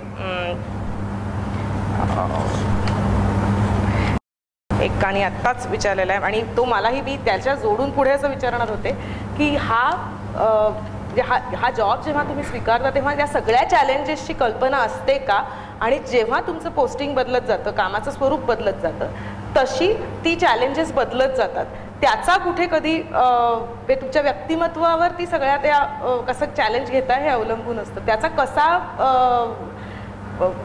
परिणाम होतो एकूण तुमच्या कामावर आणि त्या दृष्टीने तयार होणाऱ्या वातावरणात? कसं आहे ना की ह्या ज्या सर्व्हिसेस आहेत ना, तुम्ही कुठलीही सर्व्हिस घ्या, ह्या सगळ्या चॅलेंजिंगच आहेत. याच्यात कुठेच मोनोटोनस प्रकार नाही आहे. तुम्हाला उद्या काय म्हणजे काम असं काही असं एका साच्यामध्ये बसेल असं काम शक्यतो कमी आहे. त्यामुळे चॅलेंज तुम्ही म्हणाल तर पॉलिटिकल वर्क तुम्ही करताय, इकॉनॉमिक वर्क करता आहात, कल्चरल करता आहात, कॉन्सिलर वर्क करता आहात, तर प्रत्येक कामाचे वेगळे वेगळे चॅलेंजेस आहेत. तर असं मी म्हटलं की नाही ह्याच्यातच खूप जास्ती चॅलेंजेस आहेत तर ते बरोबर होणार नाही. धनश्री राणेंनी विचारला होता तो प्रश्न. अच्छा. नम्रता खरात यांनी 2 प्रश्न आहेत त्यांचे. How much decision making power do the IFS officials have in foreign policy making, or have those been rested with the technical ministries? ते फॉरेन मिनिस्ट्रीकडेच ती पॉवर असते डिसिजन मेकिंगची, का तुम्ही पण फॉरेन ऑफिसर पण फॉरेन पॉलिसी मेकिंगमध्ये काही रोल प्ले करता? आणि दुसरा प्रश्न आहे की तुमचा मिडल ईस्टर्न कंट्रीजमध्ये काम करण्याचा अनुभव युरोपियन कंट्रीजपेक्षा कसा वेगळा होता? मला वाटतं फॉरेन पॉलिसी थोडा अवजड विषय आहे, तो नंतर घेते. पहिले आपला मिडल ईस्ट आपलं हे जे आणि युरोपियन युरोपियन जसं तुम्हाला माहिती आहे, जसं आत्ता मी सांगितलं तिकडे आपले डॉक्टर्स किंवा ब्ल्यू कोलार्ड वर्कर्स आपण जे म्हणतो ते लोक असतील, जसं इंजिनियर्स हे ते. पण मिडल ईस्टमध्ये आपलं काय आहे, मेजॉरिटी लोक लेबर, हाऊसमेड्स, इश्यूज एकदम वेगळे आहेत. जसं ओमानमध्ये बेसिक इश्यूज आम्हाला एम्बसीमध्ये काय असतात की नॉन पेमेंट ऑफ ड्यूज, की बाबा त्यांना लिगल ड्यूज दिले नाही, त्यांना 2 वर्ष झाले, त्यांना सुट्टी मिळते तरी त्यांना त्यांच्या घरी पाठवत नाही आहे, त्यांना मेडिकल ड्यूज देत नाही आहे, फिजिकल एक्सप्लॉयटेशन आहे. तर जसं मस्कतमध्ये असताना आमच्याकडे असे 100 लोक रोज यायचे की बाबा रे मला हा त्रास होतो आहे, तो त्रास होतो. तर आमचे अटॅचे ते बघणार आणि त्यांना जे जमणार नाही मग ते आमच्यावर एस्केलेट करणार आणि मग आम्ही ते सॉर्ट आउट करायचा प्रयत्न करतो. जसं एक छोटं उदाहरण द्यायचं म्हणजे एक मेड आमच्याकडे, आम्ही लोक रात्री मी घरी बसले होते आणि माझी पोरगी धावत आली आणि म्हणे आई आपल्या घरासमोर एक बाई बसली आहे. तर म्हटलं बाबा काय झालं? आणि ती बाई असा ते अबाया वगैरे घालून होती तिथं आणि ती सारखी रडत होती. तिला जाऊन विचारलं अगं बाई काय झालं आहे? म्हणे मला माझ्या स्पॉन्सरकडे जायचं नाही म्हणे, आता मला काय पण करा म्हणे, मी तुमच्या घरासमोर जाणार नाही म्हणे. म्हटलं अगं काय झालं आहे? म्हणे नाही मला फार त्रास आहे तिथे, मला जेवण नाही आहे, मला माझी सॅलरी दिलेली नाही आहे, 2-3 महिने झाले, मी जाणारच नाही म्हणे. रात्रीचे 10 वाजलेले. म्हटलं आता कसं काय करायचं? मग मी माझ्या ऑफिशियलला फोन केला. मग आमचं तिथे आपलं एम्बसीचं एक शेल्टर असतं बायकांसाठी, एक फ्लॅट होता आमचा 4-5 आणि खोल्यांचा आणि तिथे मेट्रन वगैरे असते. मग गाडीने मग तिला तिथे नेलं. म्हटलं तिला आता सध्या काही भंडावून सोडण्याची गरज नाही, तिला जे काय जेवण वगैरे द्या. मग 2-3 दिवस ती नुसतीच झोपली. मग तिने आम्हाला सांगितलं की तिला काय काय त्रास झाला. मग आम्ही तिच्या घरच्यांना कॉन्टॅक्ट केलं आणि मग ते नंतर आम्ही तिच्या त्या स्पॉन्सरकडनं पासपोर्ट घेऊन मग तिला घरी पाठवणं. म्हणजे अशा प्रकारचं काम मिडल ईस्टमध्ये लेबर आणि हाऊसमेड्स हे कामं आमच्याकडे जास्त येतात की त्यांना एक्सप्लॉयटेशन काय होतं किंवा काय. तर इथे मी आवर्जून म्हणजे जे लोक नोकऱ्या घेतात ना बाहेर, तर आवर्जून सांगेन की तुम्ही त्यांचे अँटीसिडंट्स क्रेडेन्शियल्स आधी नीट बघत जा. असं नाही की बापरे मला पगार मिळतो चाललो मी, असं नसतं. तुम्ही नीट बघायला हवं. पण आता म्हणजे युरोपियन कंट्रीज आणि मिडल ईस्ट याचा म्हणजे त्यांच्या प्रश्नाचा रोग कदाचित असाही असावा की युरोपियन कंट्रीजमध्ये एक मोकळं वातावरण आहे आणि मिडल ईस्टर्न कंट्रीज आपल्या दृष्टीने कॉन्झर्वेटिव्ह आपण त्यांना म्हणतो, विशेषतः स्त्रियांसाठी बऱ्याचशा कॉन्झर्वेटिव्ह मानल्या जातात. तर तसा काही तुम्हाला एक अधिकारी म्हणून तुम्हाला काही अनुभव आला का तिकडे, जसा वेगळा दोन्ही देशांमध्ये? कसं असतं ओमान वगैरेमध्ये तसं नाही म्हटलं तरी सौदी अरेबियात माझा इतका हे नाही आहे. पण जेव्हा मिनिस्ट्रीनी लेडी ऑफिसरला सेकंड इन कमांड नेमलं याचाच अर्थ दे आर कॉन्फिडंट की या कंट्रीमध्ये काही हे नाही. आणि इनफॅक्ट माझ्याकडे ओमानी मिनिस्टर्स आणि त्या लोकांशी इंटरॅक्शन जास्त ठेवण्यासाठीच ॲम्बॅसेडरनी माझ्याकडे हे ठेवलं होतं. तर त्यामुळे कसं असतं ना, तिथे खूप हाय लेवलवर अगदी सुलतानपर्यंत इंटरॅक्शन झाली माझी तिथे. तर मला तरी असं काही आडपडदा आला नाही की ही लेडी आहे म्हणून किंवा काय. कारण त्यांचे जे काही नॉर्म्स असतात, आम्ही त्याला बिहेवियरल नॉर्म्स असतात, तुम्ही ते जर पाळले ना तर तुम्हाला असा काही त्रास होत नाही. जसं आता आपण तिथे बसतो, समजा आपण बसलो आहोत साधे, आता तुम्ही असे बसले आहात आणि तुमचं सोल माझ्याकडे पॉईंट आउट होतो आहे, तर they feel it's insult. Right, बरोबर. सो होस्ट विल से की हे इन्सल्ट आहे, तर असं बसलं पाहिजे. किंवा तुम्हाला ते तिथे कॉफी देतात बघा, कावा म्हणतात त्याला, कव्वा. आणि तो छोट्या छोट्या ते कप असतात, त्याला ते फिंजाज म्हणतात. किंवा ते तिथे तुम्हाला त्या कपमध्ये टाकून देतात. तर तो कप उजव्याच हातात धरायचा आणि मग तो तुम्ही तो छोटासा ते कॉफी असेल ती प्यायल्यानंतर तो पुन्हा टेबलवर नाही ठेवायचा. ते पण पुन्हा लगेच त्यांना आवडत नाही. म्हणजे तुम्हाला नको असेल तर तो असा राईट अँड लेफ्ट शेक करायचा आणि मग ते तिथे ठेवायचा. त्या ट्रेमध्ये तो अटेंडंट आणतो. किंवा आपण कसं पोहे करतो, चहा, म्हणजे आपल्या इथे कोणी आलं तसं तिथे ते हलवा देतात. म्हणजे आता तुम्ही डेप्युटी प्राईम मिनिस्टरच्या मिटिंगला गेला असाल किंवा अजून कुठल्या मिनिस्टरच्या मिटिंगला वगैरे गेले असाल तर ते तिथे 2 अटेंडंट असं ते झोळीमध्ये असा बाऊलमध्ये मोठा ओमानी हलवा आणतात आणि मग तो बरोबर 2 बोटांनी तुम्हाला खायचा असतो आणि तेही होस्टनी खाल्ल्यानंतर. अच्छा, या सगळ्याचं ट्रेनिंग दिलं जातं का ते ऑन द जॉबच? ते तुम्ही जसं आम्हाला म्हणायचं ना, आता मला इंडियन कम्युनिटीचे लोक म्हणायचे, मॅडम किती दिवस झाले तुम्हाला इथे येऊन? 1 वर्ष झालं, 2 वर्ष झालं. कारण त्यांना म्हणायचं आपण तुमचे किती झाले? आमचे झाले हो 20 झाले, 25 झाले. तुमचे किती झाले? म्हटलं माझे 10 झाले. तर म्हणजे 10 वर्ष झाले. म्हटलं माझं 1 वर्ष इज इक्विव्हॅलंट टू 10. त्या कामाच्या ह्याच्या संदर्भातला एक प्रश्न आहे. संदीप यांनी विचारलंय, त्यांनी त्यांच्या मुलीच्या वतीने विचारलंय असं सांगितलंय. पुढे मागे कदाचित मुलीला इच्छा असेल दिशाला, त्यासाठी आपणास कामात कोणत्या प्रकारची टार्गेट्स असतात असं त्यांचं म्हणणं आहे आणि त्याचा किती दबाव असतो. आणि त्यांचा दुसरा प्रश्न आहे की आपल्या कामात किंवा दिनक्रमात अचानक बदल झाले आहेत किंवा अचानक काही वेगळ्या वेळेला किंवा वेगळ्या पद्धतीच्या कामाकडे वळावं असं वाटतंय, असे प्रकार किती वेळा झालेले आहेत? आजच्या या सगळ्या कॉर्पोरेट ह्याच्या नोकऱ्यांच्या ह्याच्यात टार्गेट्स हा खूप महत्त्वाचा मुद्दा झाला आहे. तर तुम्हाला अशी टार्गेट असतात का? कसं असतं ना, एक प्रत्येक ऑफिसरचा कुठे एक कॉन्फिडेन्शियल रिपोर्ट तसाही लिहिला जातो. तर कसं असतं की तुम्हाला वर्ष सुरू झालं की सुरू होण्याच्या आधी तुम्हाला एक साधारण जी काय तुमची नेहमीची कोऑर्डिनेशन मीटिंग वगैरे असते त्याच्यात एक असाईन केलेले असतात की बाबा रे एक पर्टिक्युलर ऑफिसर हे हे हे हे हे काम बघणार आहे आणि हे या टाईमलाईनमध्ये तुम्हाला करायचं आहे. तर तुम्ही ते काम करण्याचा आटोकाट प्रयत्न करायचा असतो आणि काही काही जेव्हा कामं करतात ते मल्टिपल स्टेक होल्डर्सवर पण डिपेंड असतात, ज्या बियॉन्ड तुमच्या कंट्रोलला असतात. बरोबर. तर ह्या सगळ्याचं त्यांना पण माहिती असते. म्हणजे असं काही त्याच्यामध्ये हे नाही आहे की हो आता अचीव केलं नाही चला आता कोर्ट मार्शल असं काय त्याच्यात असं नसतं. पण you need to be seen की बाबा येस तुम्ही डिलिजंट आहात, तुम्ही हार्डवर्किंग आहात and that counts. Siddhesh Gaikwad यांनी प्रश्न विचारला आहे, देशाची फॉरेन पॉलिसी कशा प्रकारे प्लॅन आणि एक्झिक्यूट केली जाते आणि त्यामध्ये परराष्ट्र अधिकाऱ्यांची काय भूमिका असते आणि थिंक टँक सारख्या गोष्टींचा कितपत प्रभाव असतो? आता फॉरेन पॉलिसी म्हणजे शक्यतो कसं असतं माहिती आहे का की आपला अप्रोच काय आहे दुसऱ्या देशाबद्दल, एक म्हणजे थोडक्यात अगदी छोट्या लँग्वेजमध्ये. तर कसं असतं की फॉरेन पॉलिसी म्हणजे एक सेट ऑफ आपले डिसिजन्स असतात. तर सेट ऑफ डिसिजन्स कसे होतात?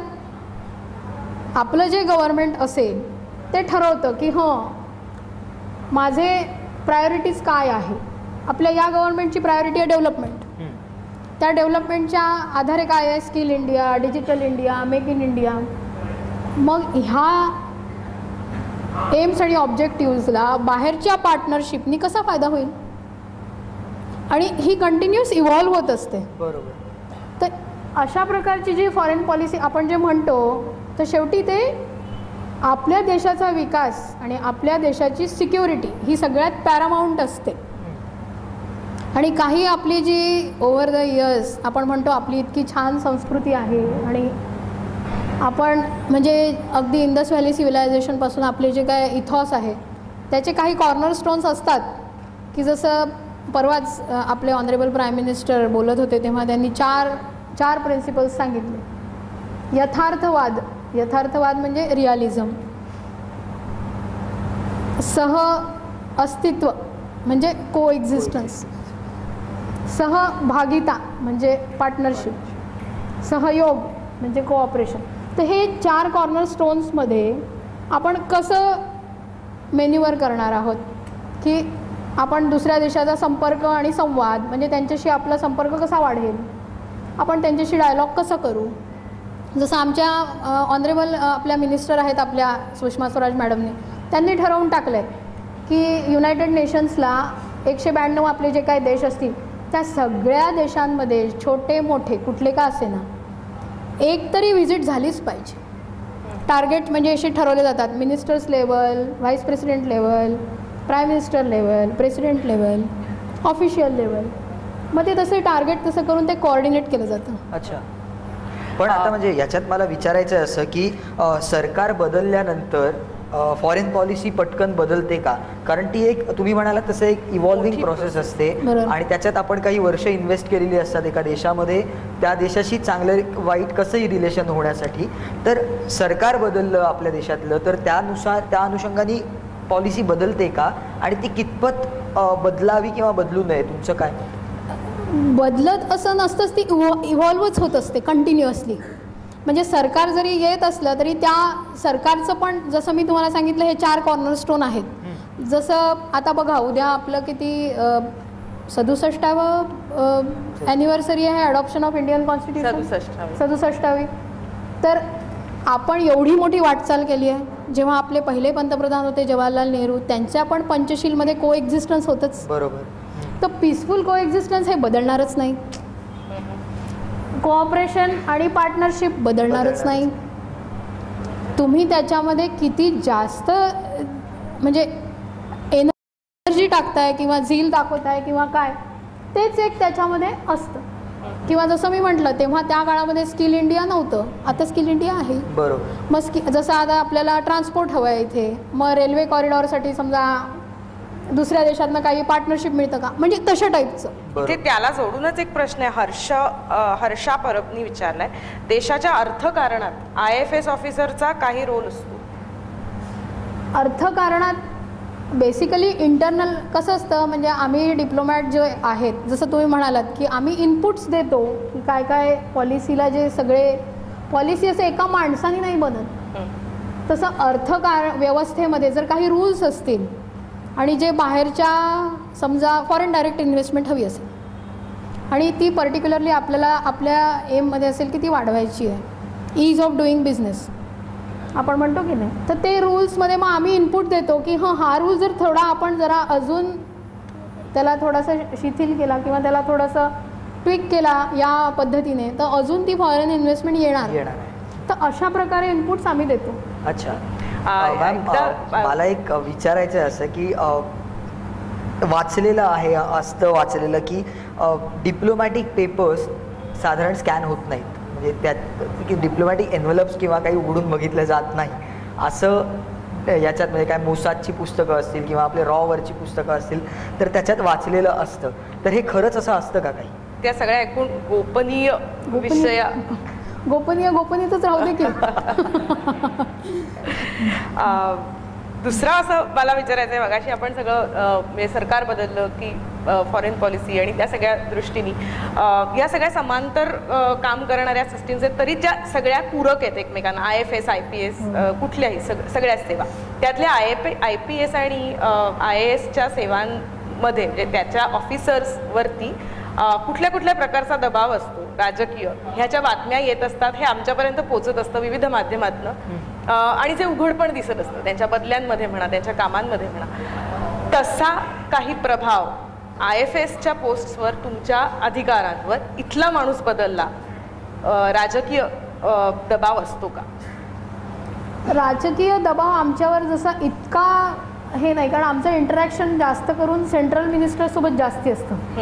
त्यामुळे आमच्या सर्व्हिसेसमध्ये जसं तुम्ही म्हणाल तर असं इंटरफिअरन्स वगैरे असं काही म्हणजे मला तरी अजून काही आढळलं नाही आहे की बाबा हे काही झालं नाही म्हणून अमुक 6 महिन्यात बदली वगैरे असं काही, तसा इंटरफिअरन्स तरी नाही, कारण तसं इतकं हे होत नाही.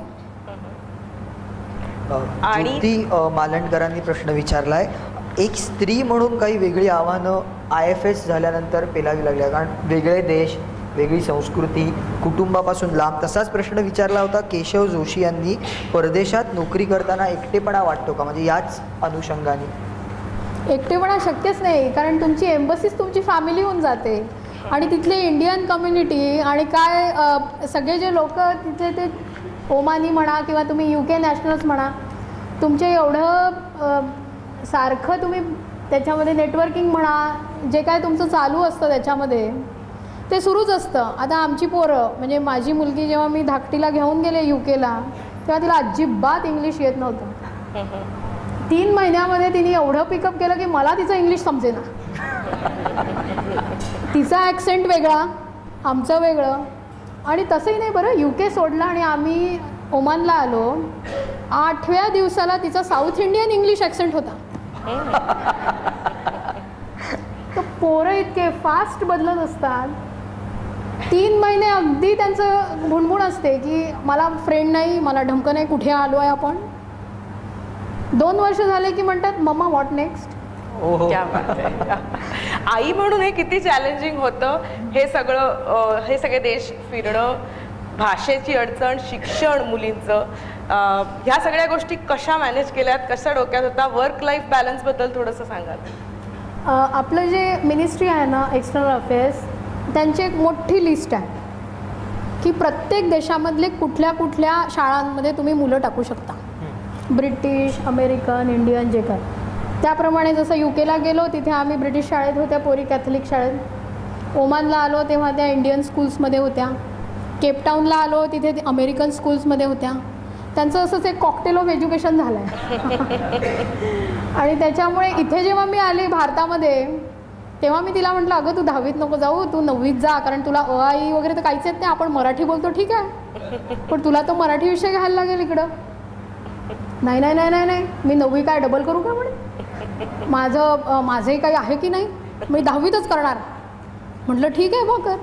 तर ती 10वीची बोर्डाची परीक्षा देताना मी चक्क 1 महिना मग मला सुट्टी घ्यायला लागली. पहिल्यांदा मी सुट्टी घेतली चाइल्ड केअरली. हो, आणि मी शिकवते मराठी. सगळी दुनिया हिंदी आणि इंग्लिश काय म्हणतो आपण, सायन्स आणि गणित शिकते आणि आम्ही परीक्षेच्या आधी हिंदी आणि मराठी करतो. तिची टीचर म्हणाली काय तुझी आई आहे रे बॉ, तू काही म्हणे हिंदीत फेल होशील का काय मला माहित नाही. प्रिलिममध्ये तिला 34 मार्क होते आणि मग बोर्डामध्ये तिला 76 मिळाले. वा. म्हणजे तुम्ही शिक्षिका सुद्धा चांगल्या. हो. तुम्ही नागपूरच्या आहात म्हणून हा प्रश्न की नागपुरातली लोक तब्येत अशी छान मस्त असतात, एकदम खाण्यापिण्यावर प्रेम करणारी असतात, मसालेदार खाणारी असतात, मस्त त्यांचं वडाभातापासून वांगी भात, भजा भात वगैरे भरपूर काही काही प्रकार असतात. ते फूड कधी मिस केलं का तिकडे? तुम्हाला सांगते इंडियन कम्युनिटी एवढी जबरदस्त आहे सगळ्या देशांमध्ये की अगदी कारल्यापासून भेंडीपर्यंत सगळं मिळतं. इनफॅक्ट तो जोकसुद्धा आहे की तुम्ही अगदी चंद्रावर गेले आणि तिथे जर तुम्हाला काही पाणी वगैरे हवं असेल तर साऊथ इंडियन भाषेत बोलायला लागा, कोणीतरी नक्की येईल आणि दे. आणखीन गार्गीनी एक प्रश्न विचारलाय स्त्री याच्याबद्दल, स्त्री अधिकारी म्हणूनच. तुम्हाला कधी तुमच्या टेन्युअरमध्ये रेसिझम किंवा सेक्सिझमचा अनुभव आला का जॉबमध्ये असताना, आणि आला असेल तर तुम्ही कसं डील केलं त्या याच्याबद्दल? आपली जी एक्सटर्नल अफेअर्स मिनिस्ट्री म्हणजे मी तरी बघितली आहे ती एवढी ओपन आहे ना, म्हणजे मुलींना. आमच्या वेळेस तेव्हा 2 मुली वगैरे होत्या, मी सांगितलं तुम्हाला पहिले, म्हणजे 14च्या बॅचमध्ये आम्ही दोघीच होतो.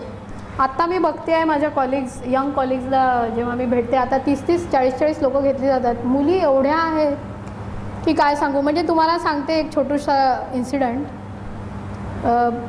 माझा पहिलं पोस्टिंग स्पेनच्या ऐवजी पहिले मेक्सिको झालं होतं. आणि मेक्सिको झाल्यावर मला असं वाटलं बापरे आपल्याला कुठे टाकून दिलं आहे. कधी म्हणजे जनरली नागपूरवरनं मुंबई वगैरे बघितलं, त्याच्या पलीकडे काहीच नाही. म्हटलं डायरेक्ट मेक्सिको, आता कसं काय करायचं. माझा नवरा तेव्हा जर्मनीला होता आणि मी आईबाबांनाही नाही सांगितलं, काहीच नाही. तडतड लेटर लिहिलं, I am shocked, I am appalled, you have allotted me Mexico असं वगैरे घेऊन धडधड लेटर घेतलं. आमचे ते ॲडमिनिस्ट्रेशनचे सर होते त्यांच्याकडे गेलं, अनुप मुद्गल त्यांचं नाव, ही जस्ट रिटायर्ड, ॲम्बॅसेडर मॉरिशस होते ते. अच्छा. तर ते माझ्या पोरीला सांगत होते तुझ्या आईने काय केलं. तर त्यांच्याकडे मी रेसिग्नेशन लेटर दिलं की मला नको आहे, मी चालली माझ्या मेडिकल करिअरला. ते म्हणे काय गं म्हणे, बस म्हणे जरा आण रे म्हणे हिच्यासाठी पाणी वगैरे आण.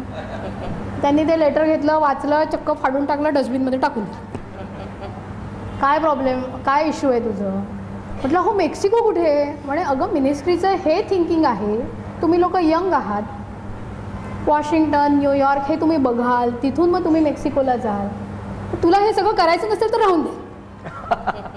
पण अहो मी त्यांना म्हटलं माझा नवरा ॲटलिस्ट जर्मनीमध्ये आहे, तर जर्मनी आणि स्पेन तेवढंच थोडंसं जवळजवळ. तर ते म्हणे बरं तुला देऊ आम्ही स्पेन, तू काळजी नको करू, तुला तेवढंच हवं आहे ना.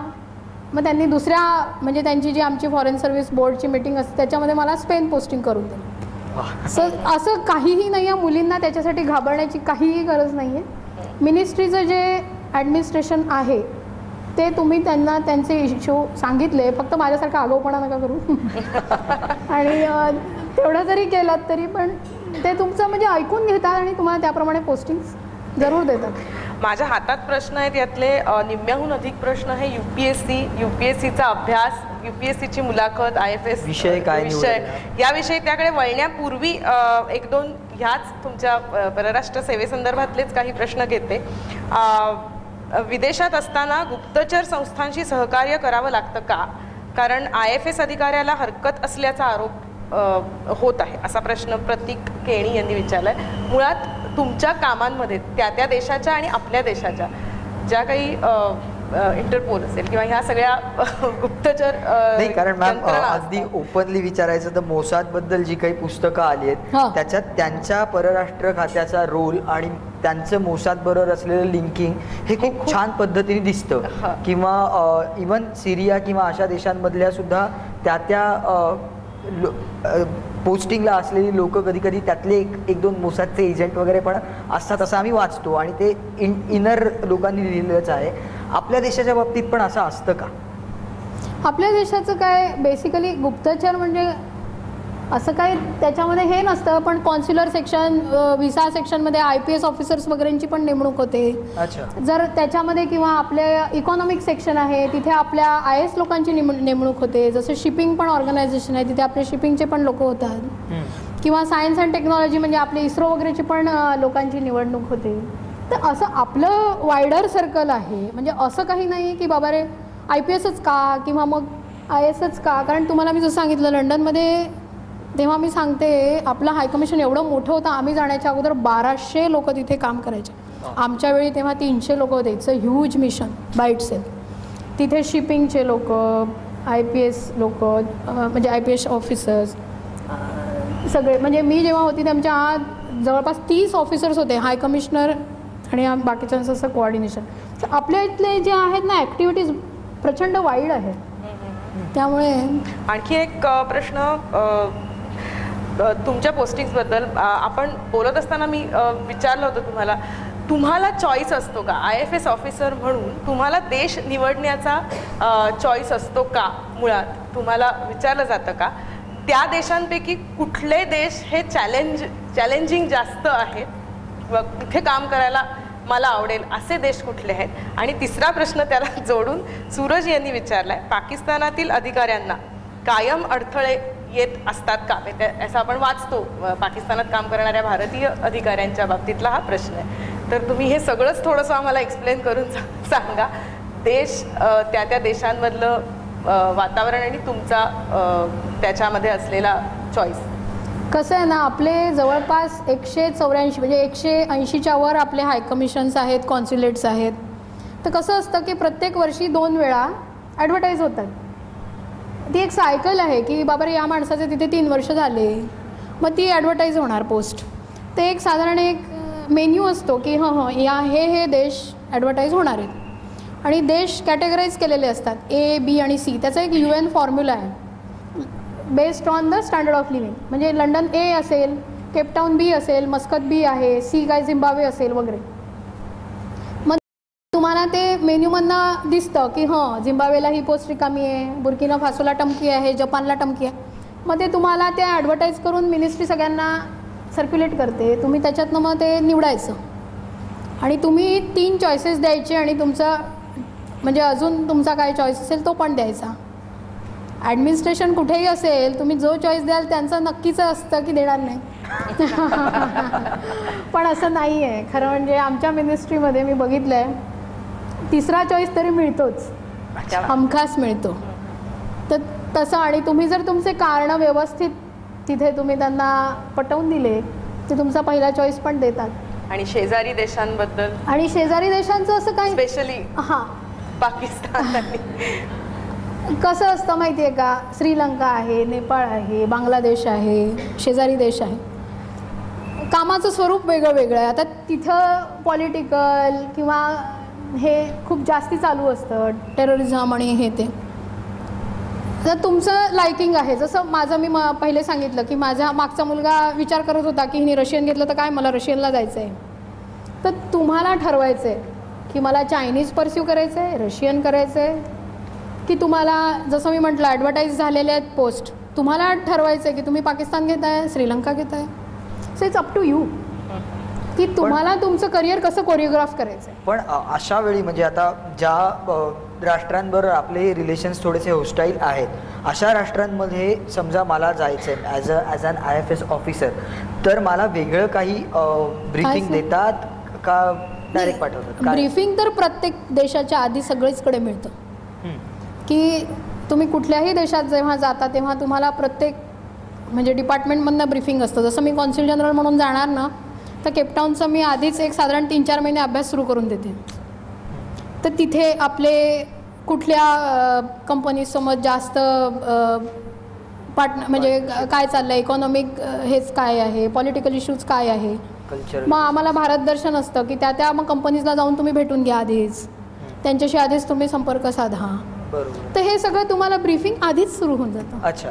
आणि तुम्ही दिल्लीला सुद्धा त्या मिनिस्ट्रीमध्ये जाऊन भेटा की तिथे काय कुठे काम अडकलंय, कसं आहे. काही महिन्यांपूर्वी किंवा एक साधारण वर्षभरापूर्वी आपल्या एका परराष्ट्र खात्यातल्याच एका महिला अधिकाऱ्यावर अमेरिकेत ठपका ठेवला गेला की त्या महिला अधिकाऱ्यांनी एका मुलकर्णीवर तिकडच्या अन्याय केला आणि त्याच्याबद्दल तिला अटक वगैरे पण झाल्याची घटना घडली.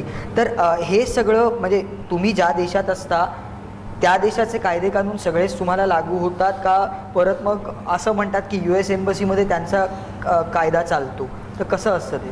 तसं नाही. डिप्लोमॅट म्हटलं ना तर एक तर तुम्हाला डिप्लोमॅटिक पासपोर्ट असतो, तो लाल रंगाचा असतो. युज्युअल पासपोर्ट असतो तो ब्ल्यू असतो. बरोबर. ऑफिशियल पासपोर्ट व्हाईट असतो. तर तुम्ही आणि तुमच्या फॅमिलीला डिप्लोमॅटिक पासपोर्ट दिला जातो. आणि जसं मी म्हटलं की हाय कमिशनर आणि कॉन्स्युल जनरल हा एक थोडासा डिफरन्स आहे. हाय कमिशनर आणि तिथे काम करणाऱ्यांना सिव्हिल आणि क्रिमिनल इम्युनिटी अशी मिळते. कॉन्स्युल जनरल्स आणि कॉन्स्युलेटमध्ये काम करणाऱ्यांना सिव्हिल इम्युनिटी असते. तर हा थोडासा डिफरन्स असतो त्याच्यामध्ये. आता जर समजा उद्या ॲक्सिडेंट झाला तिथे, तुमची ऑफिशियल व्हेकल आहे, कारण तुमच्या CD प्लेट्स असतात, तुम्ही तुमच्या व्हेकलला म्हणजे नॉर्मल प्लेट्स नसतात. बरोबर. तर त्याला जर तुम्हाला, आता जसं मी लंडनला गेले, मला तिथले 1 वे पहिले कळेच ना, तर माझं सारखं मला फाईन लागायचं कारण ते 1 वे कळायला थोडासा वेळ लागतो. मग तो फाईन लागला तर मला तो फाईन भरण्याची गरज नसते. अच्छा. तर तसं ती सिव्हिल इम्युनिटी. पण आता जर समजा तुम्ही क्रिमिनल इम्युनिटी म्हणजे तुम्ही ॲक्सिडेंटच केला तर मग ती जज केली जाते की काय लेवल आहे आणि काय नाही, आणि मग त्याच्यावर ठरलं जातं. अच्छा. पण देशांचे संबंध बिघडण्या एवढं काही त्याच्यामध्ये इम्युनिटी असते का? म्हणजे एखाद्याने इम्युनिटीचा वापर करून काही म्हणजे त्याचा संबंध थेट तुमच्या 2 राष्ट्रांच्या संबंधांवर पडू शकतो का? इतकं पडायला नको. आतापर्यंत तर असं कधी झालंच. मला पुढे जाण्यापूर्वी, अभ्यासावर UPSCच्या येण्यापूर्वी तुमच्या आत्ताच्या कामाच्या प्रोफाईलबद्दल पण जाणून घ्यायचं आहे. हे सगळं परराष्ट्र आणि हे सगळं इतकं चॅलेंजिंग आणि इतकं वैविध्यपूर्ण आहे, म्हणजे खूप शंका आहेत बेसिकपासून डोक्यात, त्याची खूप उत्तरं पण तुम्ही द्याल. पण मग त्या सगळ्याच्या मानाने आत्ताची जी पोस्ट आहे तुमची, पासपोर्ट रिजनल पासपोर्ट ऑफिसर म्हणून तुम्ही काम करताय, ह्याच्यातली चॅलेंजेस कशी वाटतात? बघणाऱ्याला, आमच्यासारख्या सामान्य लोकांना वाटणार की अरे ऑफिसर, पासपोर्ट ऑफिसरचं काय, म्हणजे एवढं सगळं करून आलेल्या अधिकाऱ्यासाठी हे काहीच नाही आहे. तुमच्या डोक्यात ह्या सगळ्या विषयाबद्दल काय आहे? स्पेशली मी विचारते तुमच्या पुण्याच्या अनुभवाविषयी मला जाणून घ्यायला आवडेल, कारण पुण्यात तुम्ही पासपोर्ट ऑफिसर म्हणून काम करत असताना खूप मोठ्या प्रमाणावर दखल घेतली होती कामाची, तुमच्या चांगल्या अर्थाने दखल घेतली होती. तो अनुभव कसा होता आणि आत्ताचा अनुभव कसा? पुण्याला खरं म्हणजे तेव्हा काय व्हायचं ना की मुंबईचं ऑफिस जबरदस्त मोठं होतं, तर तेव्हा मिनिस्ट्रीला ते थोडंसं कट करायचं होतं, म्हणजे 40% कट करण्यासाठी मग पुण्याला ऑफिस ओपन केलं.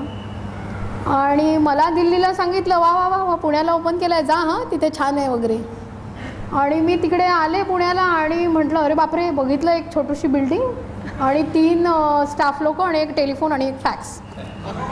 म्हटलं बा आता कसं होणार. आणि बघते तर 20,000 पासपोर्ट पेंडिंग, कारण तिथे काहीच प्रोसेसिंग सुरू झालेलंच नव्हतं खऱ्या अर्थाने.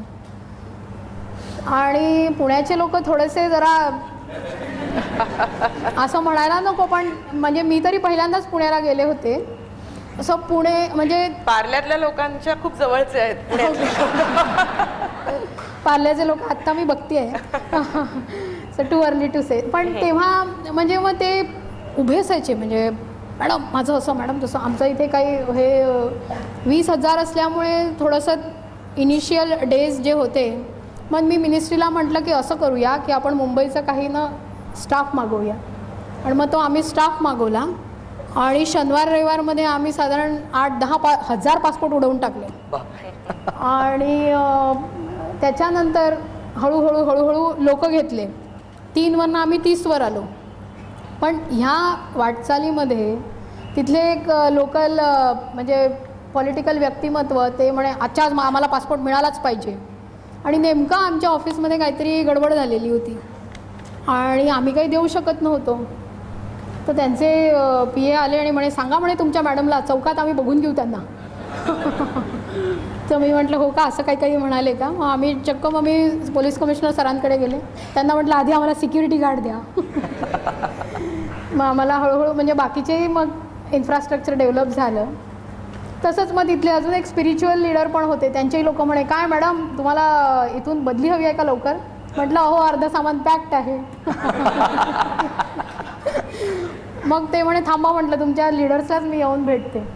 आणि मग त्यांना लीडर्स ते जे कोण होते त्यांचे लीडर, त्यांना म्हटलं अहो तुमचे लोक आम्हाला असं तुम्ही सगळ्यांना नॉन व्हायलेन्स शिकवता आणि ते आमच्या इथे येऊन व्हायलेन्स करतात. असं कसं काय हो म्हणे, तुम्ही आमच्या या ऑफिसरला, यंग ऑफिसरला का त्रास देताय. म्हणजे तेव्हाही मी यंग होते, आत्ताही यंग आहे. तर मग त्यांनी हे केलं की नाही असं काही नाही आहे. म्हणजे त्यांनाही मग आम्ही सर्व्हिस वगैरे दिली. पण कधी कधी काही टेक्निकल इश्यू असतात, काही बरेच. पण हे असं की स्थानिक नेत्याची माणसं येऊन तुम्हाला असं की आम्हाला असं करा तसं करा, किंवा आध्यात्मिक गुरूंची माणसं येऊन, हा अनुभव कधी तिकडच्या देशांमध्ये आला का.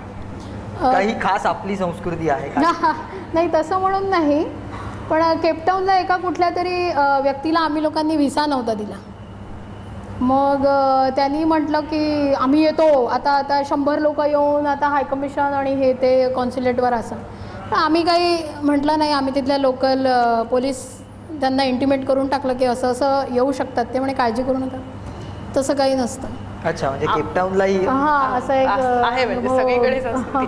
विजा देण्यावरनं मला एक विचारावंसं वाटलं, आपल्या देशातल्या लोकांचा विजा संदर्भात बऱ्याचदा काही अडचण मुद्दामून निर्माण केली जाते. स्पेशली आता या 9/11च्या अमेरिकेच्या एपिसोड नंतर एशियन सगळ्यांनाच खूप काळजीपूर्वक विजा दिला जातो. त्यात अनेक लोकांचं काही वाईट अनुभवही आहेत, त्यात काही सेलिब्रिटीज आहेत, त्याचं आपण ऐकत असतो. तुमच्या हातात जेव्हा विजा द्यायचा राईट असतो बाहेरच्या देशातल्या लोकांचा, तेव्हा ह्या सगळ्या इन्सिडन्सेसचा काही परिणाम होतो का. बेसिक प्रिन्सिपल काय आहे डिप्लोमसीमध्ये, रेसिप्रोसिटी. ते जसे आपल्याशी ज्या प्रकारचा व्यवहार करतात तशा प्रकारचा व्यवहार करण्याचा एक थोडासा म्हणजे कल असतो. अच्छा. तर त्यांची विसा फी किती आहे, त्यांनी वाढवली का आम्ही पण वाढवू, असं. म्हणजे असं काही त्याच्यामध्ये हे नाही. पण आता UPSCचे प्रश्न खूप प्रश्न आहेत मॅडम. मी थोडक्यात त्याचा 2-3 प्रश्न एकत्र घेऊन विचारते, कारण अर्थातच मॅडमनी 95च्या सालच्या त्या बॅचच्या आहेत, त्याच्या आधी त्यांनी UPSC दिले. अभ्यासक्रमात खूप बदल झालेला असणार आहे, त्यामुळे अभ्यासक्रमाच्या संदर्भातले जे प्रश्न आहेत ते मी नाही घेते इथे. मुलाखतीच्या संदर्भातले प्रश्न बऱ्याच लोकांनी विचारलेले आहेत, त्यातला एक मी आवर्जून विचारते. तुमचा इंटरव्ह्यू जेव्हा घेतला गेला होता तेव्हा तुम्हाला गोंधळात टाकणारा असा कुठला प्रश्न होता का, किंवा तुम्हाला असं वाटतंय की या उत्तरामुळे मला माझा इंटरव्ह्यू चांगला झाला, मी पास झाले, ते आठवतंय का. हा प्रश्न विचारलाय रचना शिंदे यांनी आणि ती UPSCची एस्पायरंट आहे, तिने UPSCची परीक्षा मराठीतून देता येते का असंही विचारलं. आणि तसाच सिद्धेश येवले यांचा पण प्रश्न आहे की how to face the interviewers during our interview, कसं फेस करावं. तुमचा इंटरव्ह्यू ऐकायला आवडेल, तिकडचा UPSCचा इंटरव्ह्यू असंही एकाने म्हटलंय. रामदास वाघमारे यांनी म्हटलं IFSचा इंटरव्ह्यू ऐकायला आवडेल. त्यांचे सिनियर व्हायला लागले. तर तरी बरेच दिवस झाले. आता बघा मला किती दिवस झाले, 95 म्हणजे 2015, 22 जवळपास वर्ष व्हायला आली, तरी मेमरी आहे. म्हणजे तर UPSCचा इंटरव्ह्यू म्हणजे खरं म्हणजे बाऊ करायची गरज नाही, मराठीत पण देता येतो, असं काहीच नाही आहे. पण जेवढं साधं तुम्ही असाल आणि जेवढं तुम्ही शांतपणे आणि जसं आपण म्हणतो ना की बी युअर सेल्फ, तेच सगळ्यात महत्त्वाचं असतं. आणि मला जे पॅनल आलं होतं त्याच्यामध्ये त्यांनी, मला अजूनही आठवतं की त्यांनी म्हटलं की what sort of India you want, what sort of India you dream about. तर तेव्हा मला ती रवींद्रनाथ टागोरांची कविता की व्हेअर देअर इज, तर ती मला तेव्हा अगदी छान पाठ होती, आता नाही. तर ती कविता मला, मी त्याच्यातले काही त्यांना म्हणजे स्टांजाज सांगितले आणि म्हटलं की त्या अनुषंगाने पावलं उचलायला जर माझा एक समुद्रातला जर थेंब असेल तर काहीच हरकत नाही. आता म्हणजे पत्रकारितेत आहोत म्हणून की पत्रकारितेची सुरुवात करताना असं खूप ध्येयवादी बंडू असतो आम्ही सगळेजण, असं की सॉलिड काहीतरी आम्हाला समाजासाठी काहीतरी करायचं आहे आणि दिशा द्यायची आहे वगैरे आमच्या लेखनातून वगैरे, एक असं असतं सगळं. आणि एकंदरीत या व्यवसायात आल्यानंतर हळूहळू हा व्यवसाय तुम्हाला खायला लागतो आणि मग तुम्ही खायला लागतो इन द सेन्स वाईट नाही होत, पण फोकस बदलतो पूर्णपणे. बऱ्याचदा असं होतं तुमच्या बाबतीत, म्हणजे सिव्हिल सर्वंटच्या बाबतीत असं होतं चुके व्हायला लागतात माणसं हळूहळू. तसं होतं का तुमच्या बाबतीत? म्हणजे असं की तुम्ही म्हणालात की तुमच्या स्वप्नातला भारत तो तसा होता जो टागोरांनी त्यांच्या कवितेत मांडला होता आणि त्यासाठी तुम्ही एक थेंब म्हणून काहीतरी करायला आवडेल असं होतं. भ्रमनिराश झाला का? नाही. इनफॅक्ट तुम्हाला सांगते, जेव्हा आम्ही फॉरेन सर्व्हिस जॉईन केली तेव्हा इतकं भारताचं बाहेर ब्रँड पॉप्युलर नव्हता. पण ज्या आता मी साधारण 5 ते 6 पोस्टिंग्स झाले. इनफॅक्ट आम्ही टेम्पररी ड्युटी वगैरे पण करतो, म्हणजे प्राईम मिनिस्टर जातात वगैरे, ते पण असे बाकीचे पण देश झाले. पण एवढा सन्मान आहे ना सध्या भारताला. इनफॅक्ट तुम्हाला सांगते, भारतीय स्टुडंट्स म्हटलं की तिथल्या युनिव्हर्सिटीचे लोक एका एक वेगळ्या म्हणजे ह्याने बघतात त्यांना की अरे भारतीय स्टुडंट म्हणजे किती हार्डवर्किंग आहे, किती डिलिजंट आहे. आणि इथे मी एक आवर्जून तुम्हाला एक किस्सा सांगेन. एकदा डेंटल कॉलेजमध्ये UKला आमच्या हाय कमिशनर सरांना बोलवलं होतं की तुम्ही प्राईज डिस्ट्रीब्युशनला या. ते जरा बिझी होते आणि माझ्याकडे एज्युकेशन होतं. ते म्हणे स्वाती तू जा बरं, जरा डेंटल वगैरे ते तू बघून घे जरा. तर मी गेले तिकडे आणि प्राईज डिस्ट्रीब्युशन होतं. पहिलं प्राईज मिस्टर पटेल, दुसरं प्राईज मिस्टर पटेल, तिसरं प्राईज मिस्टर पटेल. मग मी तिथल्या प्रिन्सिपलला म्हटलं काय हो पटेल पटेल पटेल. ते म्हणे अहो आमचा अर्धा क्लास मिस्टर पटेल. सगळे इंडियन ओरिजिनचे जी पोरं तिथे एवढी हुशार. तर इंडियन ओरिजिनची मुलं मी जिथे बघितली तिथे वाटेल तसे मार्क त्यांना मिळतात. अगदी ओमानमध्ये सुद्धा अगदी लेबर, म्हणजे तिचे वडील एका कन्स्ट्रक्शन कंपनीमध्ये लेबर, त्या पोरीची चप्पलसुद्धा फाटलेली, ड्रेससुद्धा अगदी मळका. त्या मुलीला 96% इंडियन स्कूल्समध्ये. तर आपली मुलं आणि म्हणजे इतके हार्डवर्क करतात ना सगळीकडे. अगदी इंडियन्ससुद्धा, म्हणजे कुठल्याही डिग्नेटरीला आज मी भेटलेली आहे, तिथले मिनिस्टर्स म्हणा किंवा तिथले ऑफिशियल्स म्हणा, इंडियन कम्युनिटी व्हेरी लॉ अबायडिंग बॉ. कुठेही त्यांचा प्रॉब्लेम नसतो की इथे अटकले, रेसिझम असं काहीच नाही. त्यामुळे भारताचा जो मान आहे ना तो बाहेरच्या देशामध्ये फार जास्त आहे आणि तो वाढला आहे. म्हणजे आज आम्ही सुद्धा बघतो जेव्हा प्राईम मिनिस्टर तिथे येतात तेव्हा आमचाही ऊर भरून येतो की तिथे ते टार्मॅकवर आल्यावर ते एक जो कॉन्फिडन्स आणि ती एक जी मजा आहे ती काही वेगळीच आहे. आपण परत UPSCच्या याच्याकडे जाऊया. महेश चंपानेरकरांनी प्रश्न विचारला आहे, NCERTची पुस्तके मराठी माध्यमांमध्ये उपलब्ध नाहीत, तरी ती मराठी माध्यमांमध्ये उपलब्ध कशी करता येतील? कारण महाराष्ट्रातील ग्रामीण भागातील मुलांची इंग्रजी आणि हिंदी भाषेवर प्रभुत्व कमी असते आणि त्यामुळेच प्रशासकीय अखिल भारतीय सेवांमध्ये मराठी मुलं कमी आहेत. यासाठी काही करता येईल का? खरं म्हणजे काय आहे माहिती आहे का, आता तुम्ही पुण्याला वगैरे गेले तर प्रत्येक घरातला मुलगा अमेरिकेत आहे. आपल्या इथे कसं आहे ना, बिहार किंवा UPमध्ये कसं असतं की लहानपणापासून ते म्हणतात की मला IASच करायचं आहे, मला IPSच करायचं आहे. आपल्या इथे कसं आहे माहिती आहे का, महाराष्ट्रामध्ये मला डॉक्टर व्हायचं आहे, मला इंजिनियर व्हायचं आहे, अदरवाईज मला बिझनेस करायचं आहे किंवा अमेरिकेला जायचं आहे. गुजरातमध्ये गेलं तर तो प्रत्येक जण म्हणतो की मी फक्त अमेरिकेला जाणार आहे. तर प्रत्येक आपल्या देशादेशामध्ये हा वेगळा वेगळा भाग आहे. पण महाराष्ट्राचे मुलं मी बघितलं आहे की पहिलेपासनं किंवा नंतरसुद्धा UPSC परीक्षांमध्ये येत नाही तर हो जास्त, पण ग्रामीण भागाचा असो किंवा मराठी विषयाचा असो, लोकल लँग्वेजेस तिथे आहेत, तुम्ही तो विषय घेऊ शकता आणि त्याची आडकाठी निर्माण होऊ नये असं मला तरी वाटतं. कारण जेव्हा मी UPSCला बसली तेव्हा मला पुस्तकं मिळत नव्हती अहो नागपूरला. माझा भाऊ माझ्यासोबत आला, महाजन काकांनी निवडून दिले, अगदी जसं आम्ही त्या जसं मी म्हटलं ना ते सेकंड हँड पुस्तकं मिळतात बघा चोर बाजार, तिथे बसलो आम्ही. पहिले बघितलं की जे टॉपर्स आहेत ते कुठले कुठले विषय घेतात, ते सगळं बघायचं, त्याचा अभ्यास करायचा, त्यांनी कुठले कुठले पुस्तकं रेफर केले त्याची लिस्ट बनवायची. चक्क आम्ही दिल्लीला गेलो आणि तिथून पुस्तकं घेऊन आलो. UPSCच्या संदर्भातल्या अभ्यासाचाच प्रश्न आहे. कोचिंग क्लास शिवाय ही परीक्षा देता येऊ शकेल का, पास होऊ शकतो का, आणि त्यासाठी अभ्यास कसा करावा, चेतन चौधरी यांनी विचारलंय.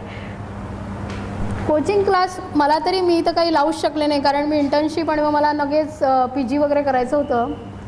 मला असं वाटतं की 12 तास अभ्यास केला सगळं होऊन जातं. 1 वर्ष साधारणपणे करायचा आणि कुठलीही फील्ड तुम्ही घ्या, हार्डवर्क केल्याशिवाय काही मिळत नाही. 12 तास. रोहित शिंदेंनी विचारलंय की तुम्ही UPSCचा अभ्यास कसा केलात, आणि त्याला जोडून धनश्री ढोमसे यांचा प्रश्न आहे, UPSCच्या तयारीच्या काळात अशी कोणती गोष्ट होती की जी तुम्हाला प्रेरणा देत राहिली? आणि रामदास वाघमारे यांनी पण विचारलंय की कोणत्या गोष्टी कराव्यात आणि करू नयेत अभ्यास करताना. हां, म्हणजे आम्ही असं ऐकलं होतं की काही IAS अधिकाऱ्यांकडूनच ऐकलं होतं की 2-2 वर्ष आम्ही सिनेमा बघितला नव्हता आणि फक्त फोकस त्याच्यावर. ते ऐकून म्हणजे काही लोकांनी UPSCचा अभ्यास सोडून दिला होता. अरे बापरे. नाही, आम्ही तर माहिती आहे का मेडिकलला पण अभ्यास खूप असतो, पण आम्ही इतकं हे होऊन जायचो ना की 15 दिवसांनी आम्ही पिक्चर पाहायला जायचो. पण काय असतं माहिती आहे का, गंमतच्या वेळी गंमत करायची, पण जेव्हा तुम्ही अभ्यास करताय ना तेव्हा मग अगदी लक्षपूर्वक अभ्यास करायचा. मी आत्ता पोरींना सुद्धा सांगते, तुम्ही ना कठीण अभ्यास करण्याच्या याच्यात जाऊच नका. सिम्पलच जो अभ्यास असतो ना, सगळा पेपर असतो ना, तो 90% सिम्पलवर असतो. तेवढे 90% घ्या, 10% जाऊन दे ना, पण सिम्पलच गोष्ट तुम्ही जर परफेक्ट केली ना, यश तुमचं आहे. क्या बात आहे. अक्षया मामुलकरांचा प्रश्न, मालमूकर, सॉरी मला नाव वाचता येत नाही आहे, पण त्यांचा प्रश्न आहे की IAS आणि IPSसाठी मुलांना प्रोत्साहन दिलं जातं, IFSकडे तरुणांनी जास्त वळायला हवं, यासाठी तुम्ही काही अवेअरनेस किंवा मोटिवेट कसं करा? दुसरा त्याला जोडूनचा एक प्रश्न मी घेते. यशवंत रणदिवे यांनी विचारला आहे, भारतीय परराष्ट्र सेवेत काम करण्यासाठी कुठला क्रायटेरिया असावा, म्हणजे कायदा किंवा कंपनी सेक्रेटरीचा अभ्यास असणाऱ्या विद्यार्थ्याला ह्या सेवेत यायची इच्छा असेल तर त्यासाठी त्याने काय करावं? वेगळी कुठली पर्टिक्युलर ब्रँच आहे का जी कदाचित ह्या अभ्यासाला IFSच्या ह्याला मदत करू शकेल? नाही, तुमची कुठली का डिग्री असे ना, अगदी BA लिटरेचरपासून तर कुठली इंजिनिअरिंगपर्यंत तुम्हाला UPSC द्यायची आहे खरं म्हणजे. आणि UPSC दिल्यानंतर तुम्हाला ते ट्रेनिंगमध्ये एवढं जास्त ट्रेन करतात ना की इंटरनॅशनल लॉ काय आहे किंवा काय असं परराष्ट्राचं. अच्छा, तुम्ही जर तुमचं ग्रॅज्युएशन इंटरनॅशनल रिलेशन्समध्ये केलं तर ॲडेड बोनस येतो. बरोबर. चैताली लागूंचा प्रश्न आहे, थोडासा वेगळा, म्हणजे या UPSC आणि याच्यापेक्षा थोडासा वेगळा आहे की जेव्हा दोन देशांमधले संबंध बिघडतात अशावेळी त्या अधिकाऱ्यांची आणि कर्मचाऱ्यांच्या सुरक्षेची जबाबदारी कोणावर असते, भारतावर का त्या देशावर? जेव्हा तुम्ही दुसऱ्या देशामध्ये आहात तर तुमची एम्बसी म्हणजे तुमचा छोटा भारत असतो आणि एम्बसीच्या बाहेर सगळी सिक्युरिटी त्या देशाची आहे. तर ते असं इतकं घडणं म्हणजे जरा माझ्या तरी अजून बघण्यात नाही. अच्छा, दोन प्रश्न होते ते. एक प्रश्न, परदेशात पासपोर्ट हरवल्यास काय करावे, असा एक दीपलक्ष्मी पेठे यांनी विचारलंय. परदेशात पासपोर्ट जर हरवला तर तिथे आमच्याकडे एक 24 तासाचा एक फोन असतो, मदत नावाचा आमचा एक प्रोग्राम आहे. मी तर म्हणेन तुम्ही बाहेर पहिले गेलात ना की त्या देशात जाण्याच्या अगोदर आधी आपल्या एम्बसीचे कॉन्टॅक्ट डिटेल्स जरूर हातात ठेवा. तिथले 24 तासाचे जे कुठले नंबर्स आहेत ते नीट ठेवा. आणि तुम्ही बाहेरच्या देशात जात असाल तर पासपोर्ट तर अगदी जपून ठेवा. पहिले कुठे कुठे स्कॅन करून ठेवा, फोटोकॉपी ठेवा. आणि हरवल्यानंतर सगळ्यात पहिले ती जी 24 तासाची हेल्पलाईन आहे तिथे कॉन्टॅक्ट करा. आणि आजकाल एवढे मोबाईल आणि हे ते आहे, स्कॅन कॉपीज जर असतील तर तुमचा तिथला पासपोर्ट बनवायला आम्हाला पण इझी होतं. बरोबर. हा आणखीन एक म्हणजे आता या प्रश्नाकडे यायच्या आधी, नकली पासपोर्ट हा प्रकार अजून आहे का हद्दपार झाला आहे? नकली पासपोर्ट बापरे, आम्ही काय, आपण जसं सरकारमध्ये इम्प्रूव्हमेंट्स आणत असतो ती दुसरी लोक पण अजून हुशार असतात. तर ते चालू असतं, मग पुन्हा आम्ही त्याच्यावर काहीतरी करतो. ते चालूच असणार मला वाटतं थोडं. आता मुंबईच्या ऑफिसमध्ये म्हणजे पासपोर्ट ऑफिसमध्ये बरंच खाजगी कंपन्यांनी ते खूप सिस्टीम चांगली केली आहे. आउटसोर्सिंग केल्यापासून माझ्या मते पासपोर्ट ऑफिसमधल्या रांगा थोड्या कमी झाल्या असतील. त्याचा पासपोर्ट ऑफिसर म्हणून तुम्हाला काय फायदा तोटा झालाय असं वाटतं? लोकांच्या दृष्टीने तर माझ्या मते कामं खूप लवकर होत आहेत पूर्वीपेक्षा. तुम्हाला त्याचा काय अनुभव आणि त्यातल्या टेक्नॉलॉजी जी आपण नवीन नवीन आणतोय त्याच्यामध्ये काही आणखीन येऊ घातलेलं आहे का जी प्रोसेस आणखीन सोपी करेल? बरं, कसं असतं ना, पासपोर्ट आधी कसं असायचं, खूप साऱ्या मोठ्या मोठ्या रांगा आणि 10 ते 4च विंडो असायची. मग त्याच्यामध्ये खूप सारे लोक, मग ते मॅन्युअल फॉर्म भरणार किंवा मग ते पोस्टाने येणार, मग ते 40% इनकम्प्लीट असणार, मग त्यातच सगळा वेळ जायचा. म्हणून मग काय केलं आमच्या खात्याने की आपलं national institute of smart governance म्हणून एक आहे हैदराबादला, त्यांना ह्या सगळ्याचा स्टडी करायला सांगितला. मग त्यांनी त्या स्टडीमधनं एक रिपोर्ट दिला आमच्या परराष्ट्र खात्याला आपल्या, की आपण जर त्याला सगळंच ऑनलाईन करून टाकलं आणि प्रायव्हेट म्हणजे पब्लिक प्रायव्हेट पार्टनरशिपमध्ये आणलं आणि पूर्ण इंडियामध्ये एकच सर्व्हिस प्रोव्हायडर ठेवला तर आपलं हे जे सगळं काम आहे ना ते म्हणजे लोकांना पण फायद्याचं होईल, ऑफिशियल्सला पण फायद्याचं होईल आणि गव्हर्नमेंटची इमेज पण वाढेल. म्हणजे तिघांना पण एक विन विन सिच्युएशन. की त्याच्यामुळे मग कसं झालं ना, हे प्रोजेक्ट आलं आणि ते प्रचंड म्हणजे पहिल्या स्टेपपासून तर लास्टपर्यंत ऑनलाईन आहे, पेपरलेस. हो. तर त्याच्यामध्ये सर्व्हिस प्रोव्हायडर एक कायम सगळं भारतात आहे. तो सर्व्हिस प्रोव्हायडर कॅन चेंज. बरोबर. तर but it will be one and only one, म्हणजे जनरली हे सध्याचं थिंकिंग आहे. It can evolve also. तर आता आपले पासपोर्ट सेवा केंद्रामध्ये जे आम्ही ठेवलेले आहेत की नाही, म्हणजे असं जसं मुंबईमध्ये अंधेरीला आहे, मालाडला आहे, लोअर परलला आहे, तर तिथे सकाळी 9 वाजेपासून 4 वाजेपर्यंत आता पब्लिक डिलिंग चालतं. तर त्यामुळे आम्ही आधी जर समजा आमच्या ऑफिसमध्ये एक साधारण 500 लोक 800 लोक डील करायचो, आता ह्या सगळ्या पासपोर्ट सेवा केंद्रामध्ये आम्ही जवळपास 2500 डेली येतात. म्हणजे तेवढा फुटफॉल आहे. बरोबर. त्याच्यामुळे काय झालं आहे, सगळीच जी सिस्टम आहे ना ती एक तर स्ट्रीमलाईन झाली आहे. आमचे ऑफिसर्स पण छान सेंट्रलाइज्ड याच्यामध्ये बसतात, AC वगैरे. आणि लोकांनासुद्धा बाय अपॉइंटमेंट आल्यामुळे एक साधारण 1 तासात ते बाहेर असतात. बरोबर. आणि त्यांचे डॉक्युमेंट्स जर आमच्या वेबसाईटप्रमाणे कंप्लीट असतील तर त्यांना आमच्याकडे येण्याची गरज पण नाही भासत. आम्ही त्यांना मिस करतो, ते आम्हाला मिस करणार नाहीत. शेवटचा एक प्रश्न फक्त तो खास ठेवलाय. दीप्ती आणि अभिजित यांनी सेम प्रश्न विचारलाय. डोनाल्ड ट्रम्प आल्यानंतर, अमेरिकेत राष्ट्राध्यक्ष झाल्यानंतर भारत आणि अमेरिका यांचे संबंध कसे होतील, एक परराष्ट्र खात्यातल्या अधिकारी म्हणून तुमचं काय मत आहे? आता त्याचा अभ्यास सुरू आहे. म्हणजे आपलं जे कसं आहे ना, आपल्या साऊथ ब्लॉकमध्ये वेगळे वेगळे डिव्हिजन्स आहेत. America division, Europe west division, नंतर far east division, China division, जे काय अशा डिव्हिजनमध्ये. तर ते प्रत्येक डिव्हिजनमध्ये जे जे ऑफिसर्स वगैरे असतात ते त्याचा सगळ्याचा अभ्यास करतात. त्याच्यानंतर फॉरेन सेक्रेटरी आहेत. आमची पण हायरार्की जशी आपली असते ते जॉईंट सेक्रेटरी, फॉरेन सेक्रेटरी. मग ह्या सगळ्याचा आमचं पॉलिसी डिव्हिजन आहे की ज्याच्यामध्ये ह्या सगळ्या ह्याचा विचार केला जातो, सगळे जे कॉन्टूर्स आहेत, आणि मग आपला अप्रोच ठरला जातो. अच्छा मॅम, मला एक विचारायचा आहे प्रश्न असा की जे आंतरराष्ट्रीय गुन्हेगार असतात त्यांच्या म्हणजे एखाद्या क्रिमिनल केसमध्ये समजा मला एका दुसऱ्या देशात जाऊन कारवाई करायची आहे भारतातल्या अथॉरिटीजना, तर त्याच्यासाठी परराष्ट्र खात्याचा काही रोल असतो का आणि तो कसा असतो, काय असतो?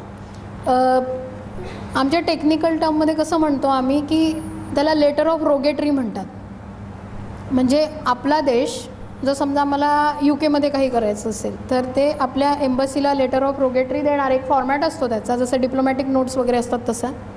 मग तो त्यांच्या होम मिनिस्ट्रीला किंवा थ्रू म्हणजे फॉरेन मिनिस्ट्रीच्याच थ्रू आम्ही होम मिनिस्ट्रीला वगैरे देतो आणि मग त्याच्याप्रमाणे कारवाई करतो की बाबा रे हा अमुक पर्सनमध्ये आम्हाला पुढची एन्क्वायरी करायची आहे. मग ते त्यांच्या जी काय त्यांची ऑफिशियल मशिनरी आहे त्याला ॲक्टिवेट करतात. अच्छा, एक शेवटचा प्रश्न आता मला घ्यावासाच वाटतोय, म्हणजे राहून जाईल नाही तर तो पण. डिफरन्स बिटवीन UN डिप्लोमॅट आणि IFS officer in terms of privileges, protections and everything. असा सिद्धी डावकरनी विचारला आहे. IFS ऑफिसरच असतो UN नेमणूक होणारा का, काय फरक असतो त्यांच्यात? UN is a global institution. तर त्याच्यामध्ये त्यांचे क्रायटेरिया, त्यांची सिलेक्शन सिस्टम, त्यांचा ब्युरोक्रॅसी, त्यांचं पासपोर्ट इश्युअन्स, त्यांचं सगळं वेगळं आहे. भारताचा फॉरेन सर्व्हिस ऑफिसर पण UN सिलेक्ट होऊ शकतो. तर जेव्हा तुम्ही UN सिलेक्ट होता तेव्हा मग भारतीय फॉरेन सर्व्हिसमधनं मग तुम्हाला ते विचारतात एक अमुक पिरियड नंतर की तुम्ही इथनं रिझाईन करताय का, मग तुम्ही UN जॉईन होताय का. तसं आहे. पण आपली इंडियन फॉरेन सर्व्हिस वेगळी आहे, UN सिस्टमच वेगळी आहे, आपली सिस्टम वेगळी आहे. खरंच खूप प्रश्न आहेत हातात आणि सगळे घेणं शक्य नाही आहे, तरी आम्ही त्यातल्या त्यात प्रयत्न केलाय. किती प्रश्न पडू शकतात IFS ऑफिसर आमच्याकडे खूप अभावानेच आल्या, ही संधी वारंवार मिळत नाही. आणि एक वादग्रस्त प्रश्न विचारावा की नाही, एक आलाही होता तो अजून आहेच तो आला होता प्रश्न आणि तो विचारावा की नाही याच्याबद्दल थोडा स्केप्टिकल आहे, डाऊटफुल आहे मी थोडासा, तरी सुद्धा की त्या प्रश्नकर्त्यांनी विचारलं होतं. मला त्यांचं नाव आता शोधावं लागेल कदाचित, पण त्यांचा प्रश्न असा होता की काश्मीर प्रश्न सुटणार की नाही. See, diplomacy is optimistic profession. क्या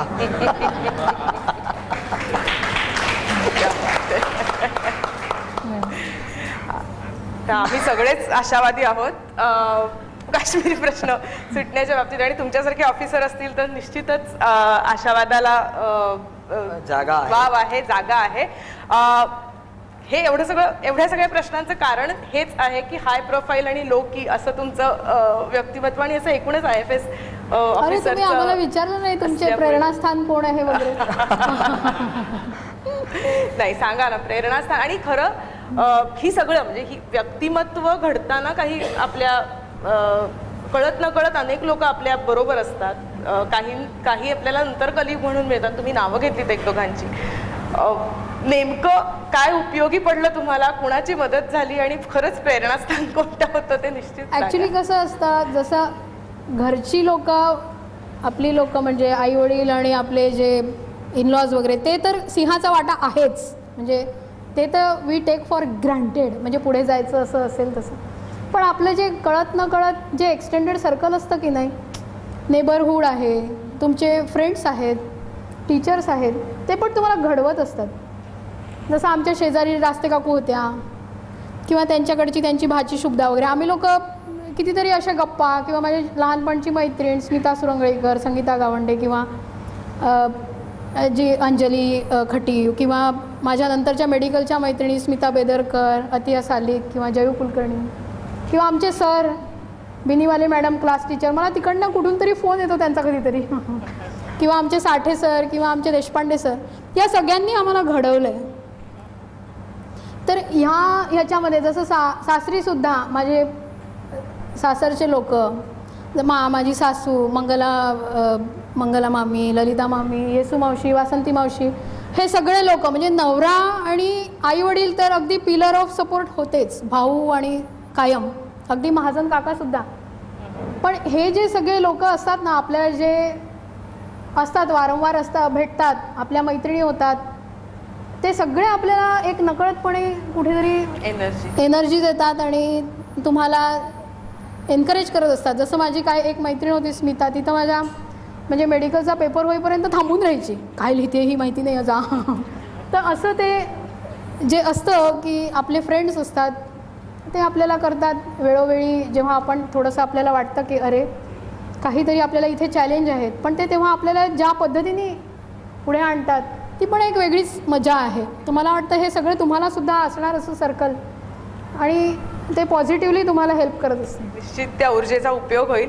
हा आपला मनमोकळ्या गप्पांचा कार्यक्रम आहे असं आपण म्हणतो. मी जेव्हा मॅडमना भेटायला गेले होते तेव्हा मला खरंच खूप धाकधूक होती की एका डिप्लोमॅटला आपण बोलावणार आहोत खुली चर्चा, मनमोकळ्या गप्पा मारायला. पण आजच्या कार्यक्रमानंतर निश्चितच त्या डिप्लोमॅट असल्या तरी त्यांनी खूप कमी डिप्लोमॅटिकली आपल्याला उत्तर दिली आहेत, आणि जी दिली ती खूपच उत्तम डिप्लोमॅट, एका वाक्यात दिले, जी जिथे, आणि म्हणूनच कदाचित IFS ऑफिसर म्हणून त्यांचं ते आपल्याला व्यक्तिमत्व जास्त चांगल्या प्रकारे उलगडलं. खूप धन्यवाद स्वाती मॅडम आमच्याकडे आल्या आणि गप्पा मारल्याबद्दल. मॅडम, आमच्या लोकसत्ता आणि केसरी परिवारातर्फे तुम्हाला एक छोटीशी भेटवस्तू आम्ही देणार आहोत, आणि ती देण्यासाठी मी विनायक परब सरांना वरती बोलवतो, लोकप्रभाचे संपादक.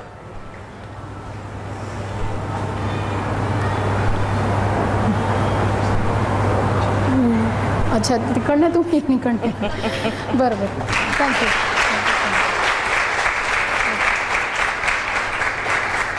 आणि मी केसरी भाऊंना पण विनंती करतो की त्यांनी मंचावर यावं. केसरी परिवारातर्फे एक छोटीशी भेटवस्तू. आम्ही केसरींचे झेंडे सगळ्या देशात बघितले बरं का.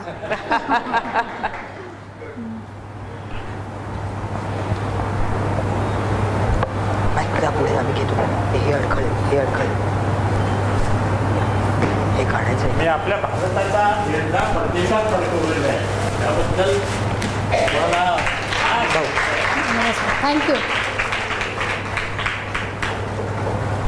अरे वा, जर्नी.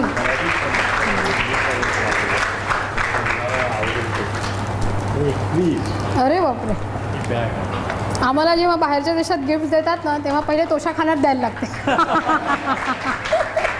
थँक्यू.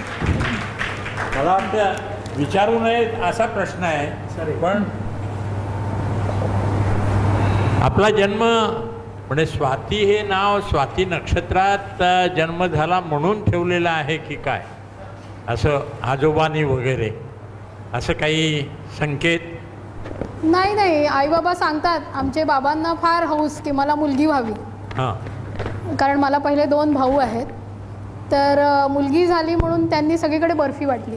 अच्छा. तर तेव्हा नाव वगैरे त्यांनी काही ठरवलं नव्हतं. आमचे शेजारचे, जसं मी म्हटलं ना मगाशी, शेजारी आमच्या एक फॅमिली राहायची, त्यांच्या मुलींनी सुचवलं की स्वाती नाव ठेवा.